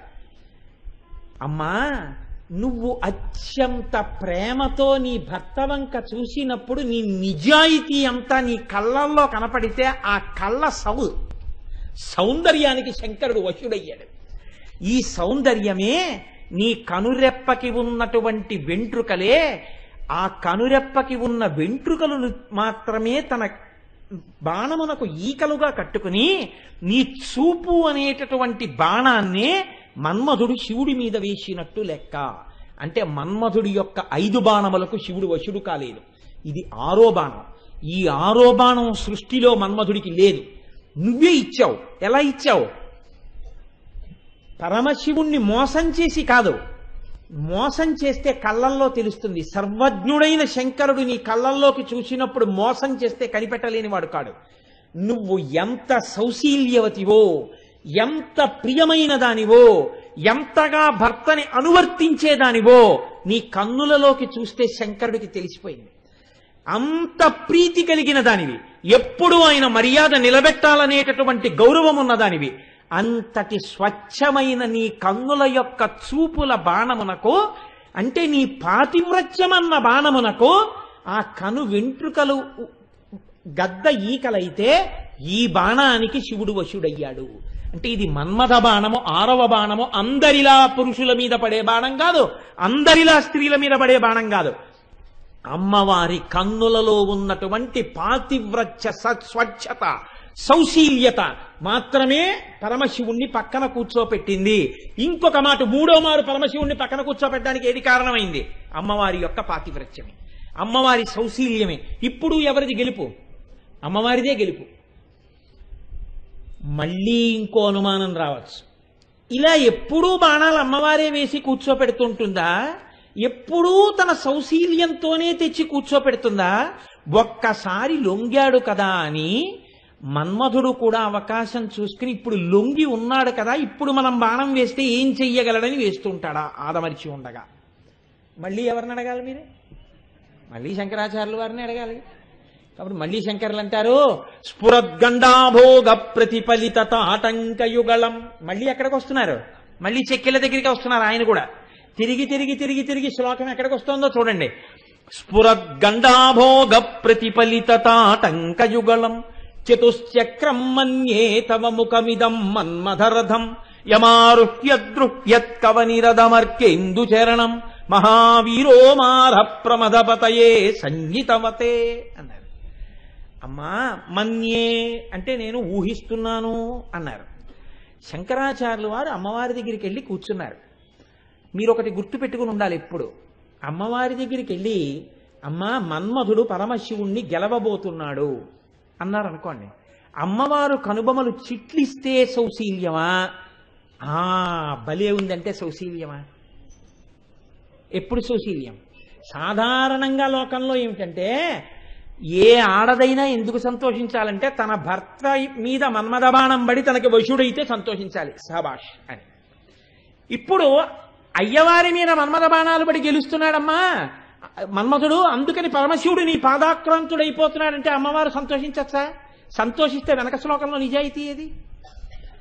మరి మన్మథుడు అటువంటి ప్రయత్నం ఎప్పటికీ చెయ్యలేడన్న విషయాన్ని ఎలా చెప్పాలి? ఎంత చమత్కారంగా చెప్తున్నారో చూడండి. ఓ రోజు శంకరాచార్యులు వారి అమ్మవారి దగ్గర కూర్చున్నారు. అమ్మవారు అందుకే, ఏమిటి శంకరా ఇలా వచ్చావని. అమ్మా, పెద్ద యుద్ధ ప్రయత్నం జరిగిపోతోందమ్మా అన్నారు. యుద్ధ ప్రయత్నం రహస్యంగా ఉంటుంది. అది ఓటర్ కార్డు గుర్తింపు కోసమని ఇంటింటికి వచ్చినట్టు ఉండదు. రాజులు యుద్ధానికి సన్నద్ధమైతే చాలా రహస్యంగా ఏర్పాట్లు చేసుకుంటారు. యుద్ధానికి బయలుదేరిపోయాక తెలుస్తుంది, అప్పటి వరకు రహస్యంగా ఉంచుతారు. లేకపోతే అవతలవాడు కూడా ప్రతిద్వంద్వి సిద్ధమైపోతాడు. అందుకని ఇప్పుడు రహస్యంగా జరుగుతోంది యుద్ధానికి ఏర్పాటు. ఎవరి మీద? ఆవిడికి ఎందుకు చెప్పాలి? పరమశివుడి మీద యుద్ధానికి పెడుతున్నాడు ఒక ఆయన. ఎవరు? మన్మథుడు పెడుతున్నాడు. ఎవరు వెళ్ళినా అమ్మవారు బెంగెట్టుకోదు. ఎందుకని? శక్తి ఆవిడ శక్తి అయి ఉండగా శివుణ్ణి ఓడించగలిగిన వాడెవరు? ఆ మాట అనగానే ఆవిడ ఇలా కనుబొమ్మ ఎత్తుతుంది, అంతే, పడిపోవలసిందే అవతల వాడు. ఇప్పుడు ఎవరు వెళ్తున్నారు? ఎవరు పరమశివుడి మీద బాణం వెయ్యడని నమ్మిందో అమ్మవారు వాడే వెడుతున్నాడని చెప్తున్నారు శంకరాచార్యుల వారు. అమ్మా నాకు అనుమానంగా ఉందమ్మా, మన్యే ఊహిస్తున్నానమ్మా అన్నారు. ఏమి శంకర, ఎందుకు నీకు భయం? మన్మధుడు యుద్ధం చేస్తాడు శివుడి మీద ఎందుకు అనుకుంటున్నావు అంటే, అమ్మా మన్మధుడు యుద్ధానికి వెడుతున్నాడని నేను అనుకోవడానికి నాకు ఒక బలమైన ఆధారం ఒకటి దొరికింది. ఏమిటి దొరికింది శంకరా నీకు? చాలా బలమైన రథాన్ని ఒకదాన్ని చేకూర్చుకున్నాడమ్మా. మన్మధుడికి అంత బలమైన రథం దొరికిందా? ఎక్కడ దొరికిందయా? ఎక్కడుంది రథం? నాకు తెలియకుండా మన్మధుడికి రథం ఎక్కడది? అనంగుడు కదా. అంటే శంకరులు అంటున్నారు, స్ఫురద్గండాభోగ ప్రతిఫలిత తాటంకయుగళం. అమ్మా నీ చెక్కిళ్ళున్నాయే ఇవి పద్మరాగ శిలాదర్శ పరిభావి కపోలభూ అద్దాల్లా ఉంటాయి. ఇందులో నువ్వు చెవులకు పెట్టుకున్నటువంటి తాటంకములు ఊగుతుంటాయి. ఊగుతూ ఈ బుగ్గల్లో ప్రతిఫలిస్తుంటాయి, ప్రతిబింబాలు పడతాయి. ఇక్కడ పెట్టుకున్నటువంటి తాటంకములు ఇక్కడ ప్రతిబింబాల్లా పడతాయి. ఇప్పుడు మన్మధుడు ఏం చేశాడంటే, ఇక్కడ ఉన్న తాటంకములు ఇక్కడ కూడా ప్రతిబింబాల్లా పడితే ఇక్కడ ప్రతిబింబాన్ని ఇక్కడ బింబాన్ని, ఇక్కడ ప్రతిబింబాన్ని ఇక్కడ బింబాన్ని నాలుగింటిని 4 చక్రాలుగా చేసుకుని నీ ముఖమన్న రథం ఎక్కి కూర్చున్నాడు. యుద్ధానికి పరమశివుణ్ణి పిలిచాడు. పరమశివుడు అన్నాడు, వాడు నా మీదకి యుద్ధానికి వచ్చేవాడా? పదన్నాడు. పరమశివుడు రథం ఏమిటి? ఆయనకి భూమి రథం. దీనికి చక్రాలేమిటి? సూర్యుడు చంద్రుడు. అమ్మా ఆయన రథానికి 2 చక్రాలు, ఈయన రథానికి 4 చక్రాలు. అందుకని రథానికి బలం ఎక్కువైందా లేదా అని నేను ఊహిస్తున్నానమ్మా. ఇప్పుడు మీరు ఆలోచించండి, ఈ అమ్మవారి యొక్క బుగ్గలు అద్దములులా ప్రకాశించి ప్రతిబింబాలు పడాలంటే రాగరంజితములవుతాయి. ఎప్పుడు రాగరంజితములవుతాయి అంటే, ఆవిడ బుగ్గల్లో ఈ రథం అంటే అలా ఉండిపోయింది కాదు కదండి, కదులుతుంది రథం అంటే. చక్రాలు కదిపి చూసుకుంటారు రథం బాగా నడుస్తోందని, లేకపోతే ఎక్కిన తర్వాత 4 అడుగులు వెళ్ళి విరిగిపోతాయి. బాగా వేగాన్ని తట్టుకుంటుందా లేదా చూస్తారు. ఈ రథం కూడా బాగా కదులుతుందని ఎప్పుడు తెలుస్తుంది? ఈ చక్రాలు కదిలితే. చక్రాలు కదలాలంటే ముందు ఇక్కడ కదలాలి, తాటంకం ఇలా ఊగాలి. ఇలా ఊగిందనుకోండి ఇక్కడ కూడా ఊగుతుంది, ఊగి కనపడుతుంది అద్దంలో కూడా. బయట ఊగితే అద్దంలో ఊగి కనపడుతుంది కదండి, అందుకని ఇక్కడ కూడా ఊగి కనపడుతుంది. ఇప్పుడు ఇది ఊగాలంటే ఎలా ఊగుతుంది? అమ్మవారు ఇలా అంటే ఊగుతుంది. అమ్మవారు ఇలా ఇలా ఎప్పుడు అంటుంది? అవతలవాడి మీద కోపంతో అందనుకోండి ఇలాగా, అప్పుడు దీన్ని రథం చేసుకోగలడా మన్మధుడు? మన్మథ కార్యానికి కోపంతో ఉన్న ముఖం పనికిరాదు, ప్రసన్నమైన ముఖం పనికొస్తుంది. అమ్మవారు సంతోషంగా ఇలా ఎప్పుడు ఊపుతుంది? తాంబూలారుణపల్లవాధరయుతే తాటంకహారాన్వితే వీణానాదనిమీలితార్ధనయనే విప్రస్థచూళింబరే. ఆవిడ తాంబూల చర్వణం చేస్తూ సంతోషంగా ఇలా ఎప్పుడంటుందంటే, సరస్వతీదేవి పక్కన వీణ పట్టుకుని పరమశివుడి యొక్క కథల్ని స్తోత్రం చేస్తుంటే సంతోషంతో ఇలా అంటుంది. పరమశివుడి యొక్క కథలు విన్నప్పుడు సంతోషంతో ఇలా ఇలా అన్న అమ్మవారి ముఖంలోని తాటంకములు కదిలితే ప్రతిబింబములైన తాటంకములు కూడా కదులుతాయి. ఇప్పుడు ఆవిడ పరమశివుడి పట్ల చాలా సంతోషంతో ఉన్న సమయాన్ని రథంగా మన్మధుడు చేసుకున్నాడు. మీరు పట్టుకుని ఉన్నారా? స్ఫురద్గండాభోగ ప్రతిఫలిత తాటంకయుగళం చతుశ్చక్రం మన్యే తవ ముఖమిదం మన్మథరథం యమారుహ్యదృహ్యత్కవనిరథమర్కేందు చరణం. అర్క ఇంద సూర్యుడు చంద్రుడు చక్రాలుగా ఉన్నటువంటి శివుడు యొక్క రథానికి 2 చక్రాలు కాబట్టి, అమ్మా ఇవాళ మన్మథుడు యుద్ధానికి బయలుదేరడానికి రథాన్ని సిద్ధం చేసుకుంటున్నాడని నాకు చాలా అనుమానంగా ఉందమ్మా. ఈ మాట చెప్పగానే అయితే ఆ రథం ఏది? నీ ముఖమే తల్లి, నీ ముఖంలో రథం ఎలా కదిలింది? నువ్వు శివుడి కథలు వింటూ ఇలా అన్నప్పుడేనమ్మా. అనేటప్పటికి అమ్మవారు అందిట పక్కుని నవ్విందిట. ఓయ్ శంకరా ఎంత గడుసుతనంగా చెప్పావోయ్ అని. అంటే అమ్మవారు ప్రీతితో పరమశివుణ్ణి గెలవాలి తప్ప మన్మధుడు గెలవగలడా? గెలవలేడు. చెప్పకుండా చెప్పారు. ఇప్పుడు గెలిచినట్ట మన్మధుడు గెలవలేడని చెప్పినట్ట? ఎప్పటికీ గెలవలేడని చెప్పినట్టు కదండి. ఎప్పటికీ గెలవలేడని చెప్పారా? అంటే నీ అనుగ్రహంతో శంకరుణ్ణి వశుణ్ణి చేసుకుంటావు తప్ప, అలా వచ్చి పక్కన కూర్చుని నీ బుగ్గల్లో ప్రతిబింబం కనపడుతుంది తప్ప, మన్మథ బాణమునకొచ్చి కూర్చోవడం అన్నది జరగడం సర్వకల్ల వెయ్యలేడమ్మా. మరి ఎందుకు ఈ యుద్ధం అంతా అంటే, ఇంత రథమికి పిలవకుండా ఉంటాడా? పిలుస్తాడు. పిలిస్తే ఏం చేస్తాడు? శివుడు వస్తాడు రథం మీద. వచ్చి ఎవడరా ఎక్కడ అంటాడు. ఎందుకనాలి? అనంగుడు కనపడ్డావు. ఎక్కడున్నాడు? ఇక్కడ అంటాడు. ఇక్కడ అనేటప్పటికి ఎక్కడి నుంచి వచ్చిందో అక్కడికి చూస్తాడు. ఎవరి వంక? అమ్మవారి వంక. ఇప్పుడు రథంలా కనపడుతుందా? ఆ కన్నుల్లో మాయగా ముఖాన్ని రథంగా ఇచ్చి మన్మధుడి చేత శివుణ్ణి ఓడించడానికి కాపట్య బుద్ధితో ఉన్న ముఖం కాదా ముఖం. ఎప్పుడూ శంకరుడి పట్ల పరమపాతివ్రత్యం ప్రీతి కలిగిన ముఖం. ఈ ముఖం నాయందు ప్రసన్నమై ఉంటే ఆదిశక్తి నువ్వు ఎలా గెలుస్తావురా? ఆ ముఖానికి లొంగాను కానీ నీ మీద లొంగాలా? నిజంగా నువ్వు బాణం వేసే ప్రయత్నం చేయి, విరిచేస్తుంది ఆవిడ నిన్ను. అందుకని నీ మీద బాణం ఏమిటి? రథం మీద దిగిపోయి వచ్చి పక్కన కూర్చున్నట్టు. ఇప్పుడు మన్మధుడు గెలిచాడా? అమ్మవారు గెలిచిందా? మళ్ళీ అమ్మవారే గెలిచింది. ఇప్పుడు మళ్ళీ పక్కన కూర్చోబెట్టుకుందా లేదా? మళ్ళీ బుగ్గల్లోకి చూశాడా లేదా? మళ్ళీ ప్రతిబింబం కనపడిందా లేదా? ఎన్ని మాటలు గెలిచింది ఇప్పటికి అమ్మవారు? ఎన్ని మాటలు అమ్మవారి సౌశీల్య ప్రకటనంతో వశం చేసుకుంటోంది శివుణ్ణి. ఎన్ని మాటలు తెచ్చి పక్కన కూర్చోబెట్టుకుని విజయం సాధిస్తోంది. ఈ విజయం సాధించినప్పుడల్లా ఆ బుగ్గల విజయం. కాబట్టి అమ్మా స్ఫురద్గండాభోగ ప్రతిఫలిత తాటంకయుగళం చతుశ్చక్రం మన్యే తవ ముఖమిదం మన్మదరథం యమారుహ్యద్రుహ్యత్కవనిరథమర్కేందుచరణం మహావీరోమార ప్రమథపతయే సంహితవతే. కాబట్టి తల్లి, మన్మధుడు ఎన్నటికీ పరమశివుడి జోలికి వెళ్ళలేడు, గెలవలేడు. ఇప్పుడు మళ్ళీ ఓ అనుమానం వస్తుంది మనకి. ఏమంటే శరీరం అంటే లేకపోవచ్చు కానీ ఆ జీవుడు మన్మధుడా కాడా? జీవుడు మన్మధుడే అయినప్పుడు ఆయనకి శరీరం ఉన్నా లేకపోయినా బతికాడా? బతకలేదా? బతికాడు. బతికిన తర్వాత కోరికంటూ ఉంటే ఏముంటుంది? బాణపు ములుకు తొలిచినట్టు తొలుస్తూ ఉంటుంది. ఏది? కాల్చేశాడు రా రోజున బాణం వేస్తే. ఇంతమందిని పడగొడుతున్నాను, ఆయన మీద వేయలేకపోయాను. ఇప్పటికీ వేయలేను ఆయన మీద బాణం. నా జన్మకి సార్థకత జగదిదమనంగో విజయితే కాదురా, ఈయన మీద బాణం వేయగలనా? వేయలేడు. ఇంతమందిని గెలిచిన మన్మధుట్ట ఇలా కూర్చుని ఉంటాట అని.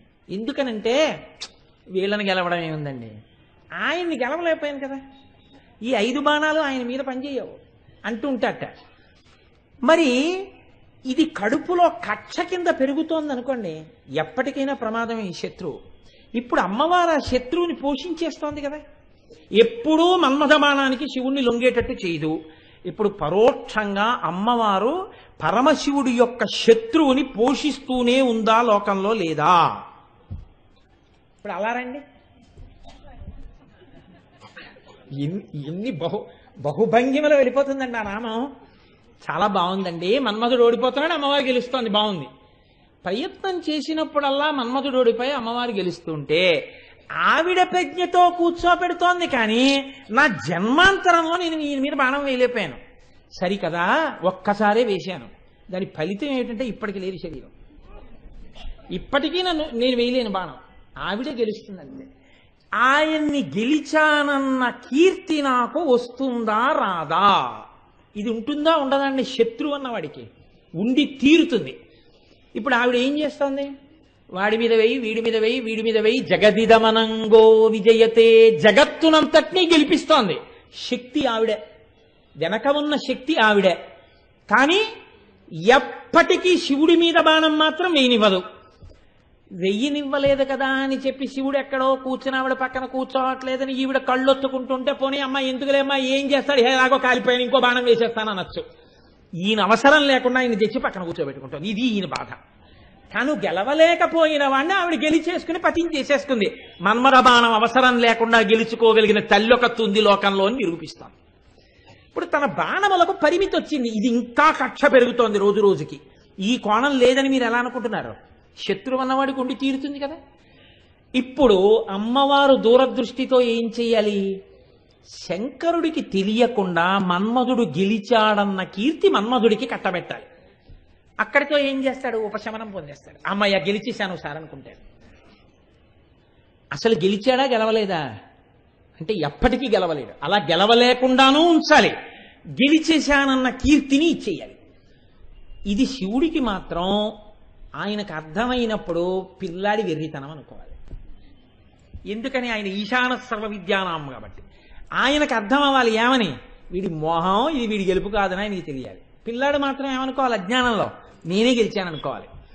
తనేం చెయ్యాలి? తన భర్తకి శత్రువు పెరగకుండా చూడాలి. ఏకకాలమునందు సాధించాలి. ఎలా సాధించాలి? ఇలా ఇంకోసారి సాధించింది అనుకోండి, ఇది పతాక స్థాయి, ఇక శత్రువు లేకుండా చేసేసింది. ఇప్పుడు మరీ పొంగిపోయి వచ్చే పక్కనే కూర్చుంటాడు. అప్పుడు పద్మరాగ శిలాదర్శ పరిభావి కపోలభో అని మీరు నేను చదివేసుకోవచ్చు కదండి. ఇలా ఎలా సాధిస్తుంది? ఇంత ఇంత typical situation. How to tackle it, ఎలా దీన్ని ఎదుర్కోవడం? మళ్ళీ ఎవరిని అడగాలి మనం? మళ్ళీ శంకరాచార్యులు వారిని. మళ్ళీ ఆయన అన్నారు, మృషా కృత్వా గోత్రస్కలన మధవై లక్ష్య సమితం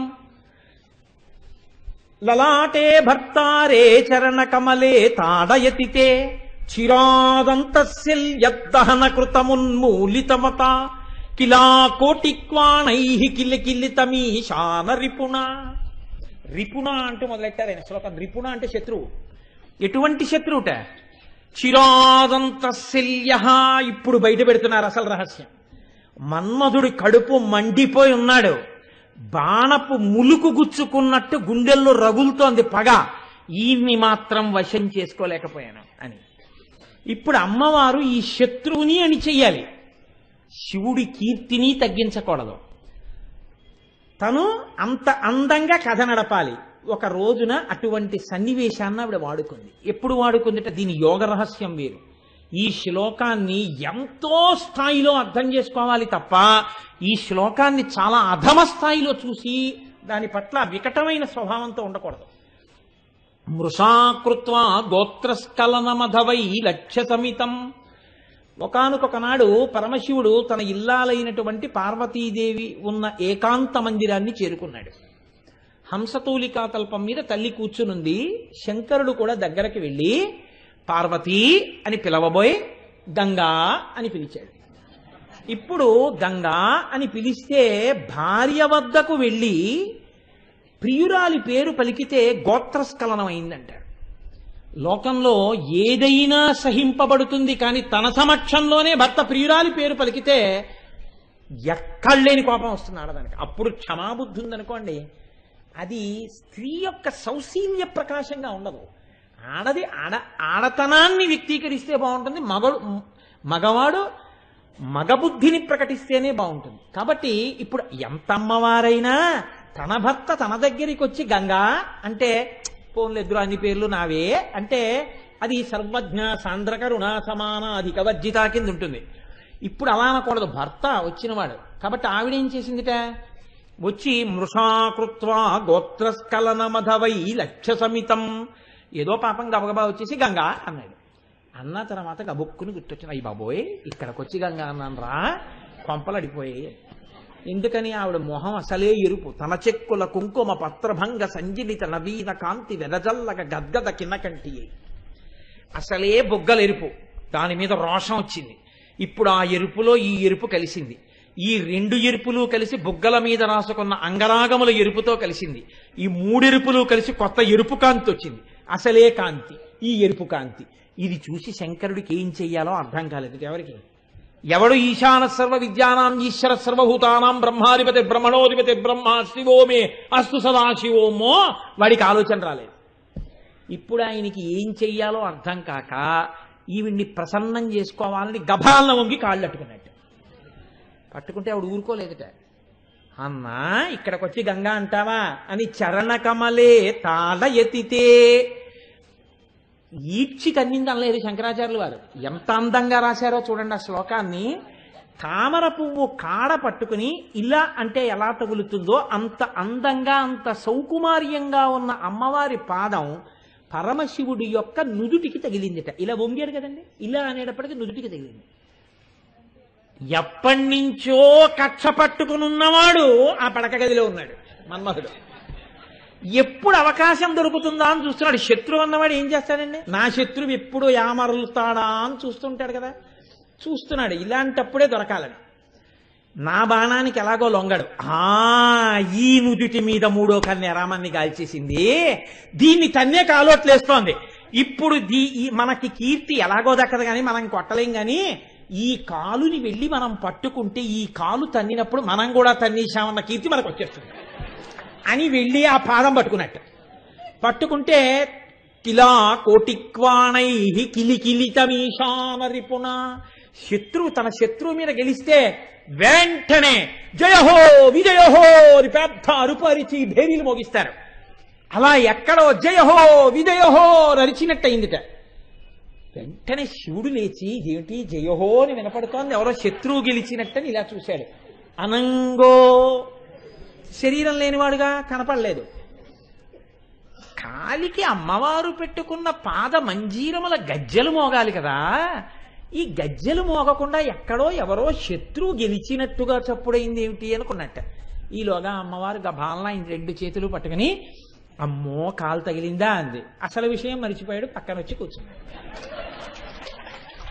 ఇప్పుడు మన్మధుడు మూల కూర్చొని అనుకున్నట్ట, అమ్మయ్య నా కోరిక తీరిపోయింది, ఏ నుదురు నన్ను కాల్చిందో ఆ నుదురు తన్నేశాను అని నేనా తన్నినవాణ్ణి, ఆ తల్లి కాలు తన్నింది, ఆ కాలు పట్టుకున్నాను అంటే ఇప్పుడు నాకేమర్థం అవుతోందంటే జీవితంలో ఏ కోరికైనా తీరవలసి వస్తే మన ప్రయత్నం వల్ల తీరదు, ఆదిపరాశక్తి పాదాలు పట్టుకున్నానన్న భక్తి మనకుంటే అది ఎంత తీరని కోరికైనా తీరుతుంది.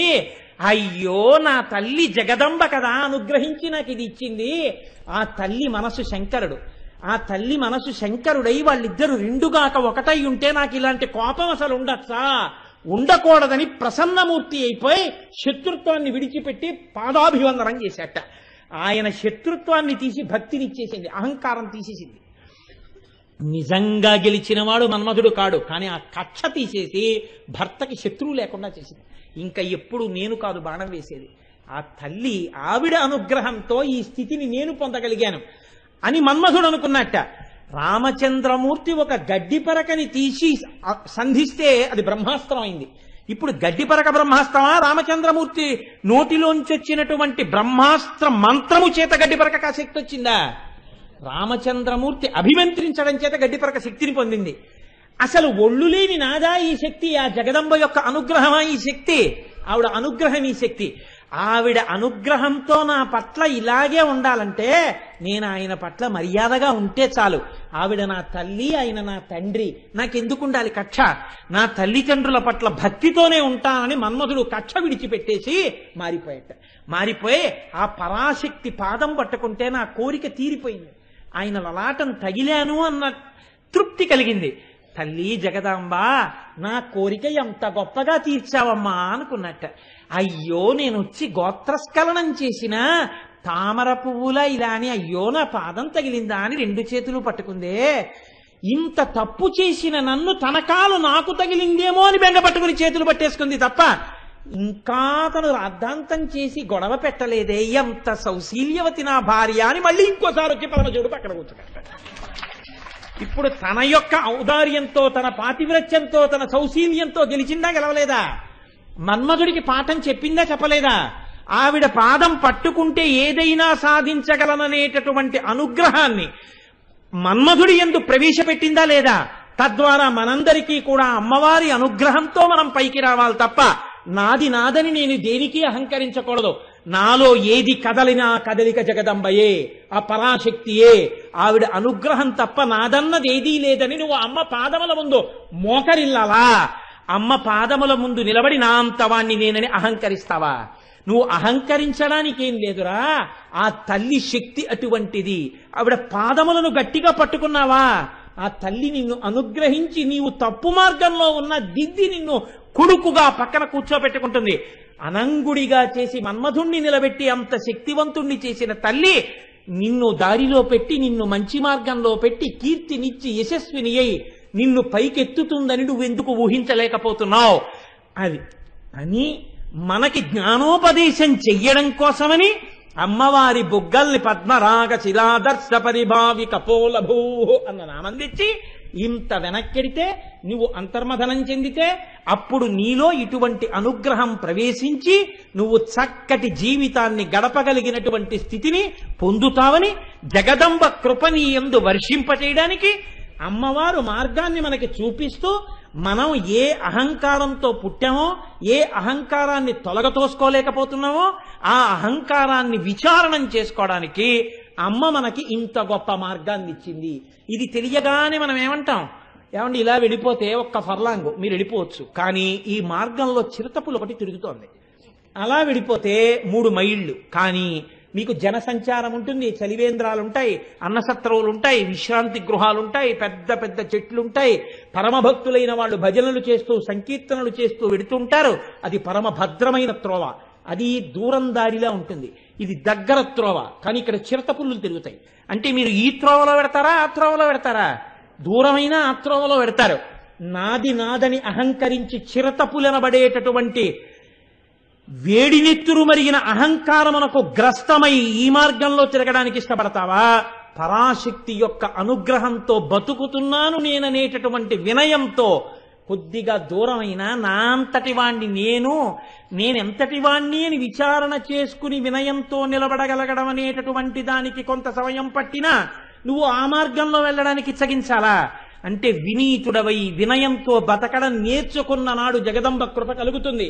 అప్పుడప్పుడు అహంకారం వచ్చినా ఈ నామాన్ని గుర్తు తెచ్చుకున్నప్పుడు మళ్ళీ మళ్ళీ నిన్ను నువ్వు పరిశీలన చేసుకుని వినయముతో నిలబడగలిగినటువంటి జగదంబ యొక్క అనుగ్రహ శక్తి నీ యందు ప్రసరించి నీ మార్గము నీ జీవితము చక్కదిద్దబడుగాక, నీ యందు పార్వతీ పరమేశ్వర అనుగ్రహము పుష్కళమగుగాక అని ఆశీపూర్వకంగా చెప్పినటువంటి మాటలు మారితే అమ్మవారి పాతివ్రత్యము ప్రకాశిస్తే, అమ్మవారి పాతివ్రత్యం గురించి పొంగిపోతే మనసులో దానికి పరమశివుడు ప్రసన్నుడైతే ఆ పార్వతీ పరమేశ్వరుల పాద ద్వంద్వము ఇక్కడ తగిలితే దానివల్ల ఈ శకటము పునీతమైతే మళ్ళీ జన్మ పొందవలసిన అవసరం లేనటువంటి పునరావృత్తి రహిత శాశ్వత శివ సాయుధ్య స్థితిని ఇయ్యగలిగినటువంటి జ్ఞానము దగ్గర నుంచి భక్తి వరకు వినయం వరకు పథాన్నంతటినీ శుభ్రం చేసి సిద్ధం చెయ్యగలిగిన పరమ శక్తివంతమైన నామము ఆ నామము. అందుకని అమ్మవారి బొగ్గలు అద్దాలని చెప్పి నువ్వు సంతోషించాలా? ఈ విచారణ చేత నువ్వు గట్టెక్కవలసి ఉంటుందా? అంటే ఈ మార్గమును అనుసరించిన నాడు ఆ నామం ఎప్పుడు తలుచుకుందామా, ఎప్పుడు చూద్దామా, ఎప్పుడు వినయం తెచ్చుకుందామా అని నీ మనసు వెంపర్లాడిపోతుంది. ఇది కటాక్షించడం పద్మరాగ శిలాదర్శ పరిభావి కపోలభూ నవ విద్రుమ బింబ శ్రీన్యక్కారి రదనచ్చదా. కానీ ఇవాళ నేను ఇంకా నామాన్ని ముట్టుకోను, ఎందుకంటే ఇప్పుడే 8:20 అయిపోయింది. ఇప్పుడు నేను అమ్మవారి యొక్క ఆ పెదవుల గురించి మాట్లాడడం మొదలుపెట్టాను అనుకోండి, మళ్ళీ ఆ తృప్తి లేని ఉపన్యాసాలు చేయడం నాకు ఇష్టం ఉండదు. ఇవాళ 2 నామాలు చెప్పేశానా 3 నామాలు చెప్పేశానా? వాట్ ఇఫ్ ఏకశబ్ద సమ్యజ్ఞాత సృష్ట ప్రయుక్త స్వర్గే లోకే కామదుర్భవతి. ఆ నామాన్ని తనివి తీర అనుభవించగలిగితే సంతోషం తప్ప దేని కొరకు 2 నామాలు 3 నామాలు చెప్పేశానని. కాబట్టి రేపటి రోజున మనం అనుభవిద్దాం. 10 నిమిషాలే సమయం ఉంది కాబట్టి చక్కగా అమ్మవారి దర్శనం చేసుకునేటటువంటి వాళ్ళకి ఆ అనుగ్రహం కోసం ఆ సమయాన్ని విడిచిపెట్టడం అయింది.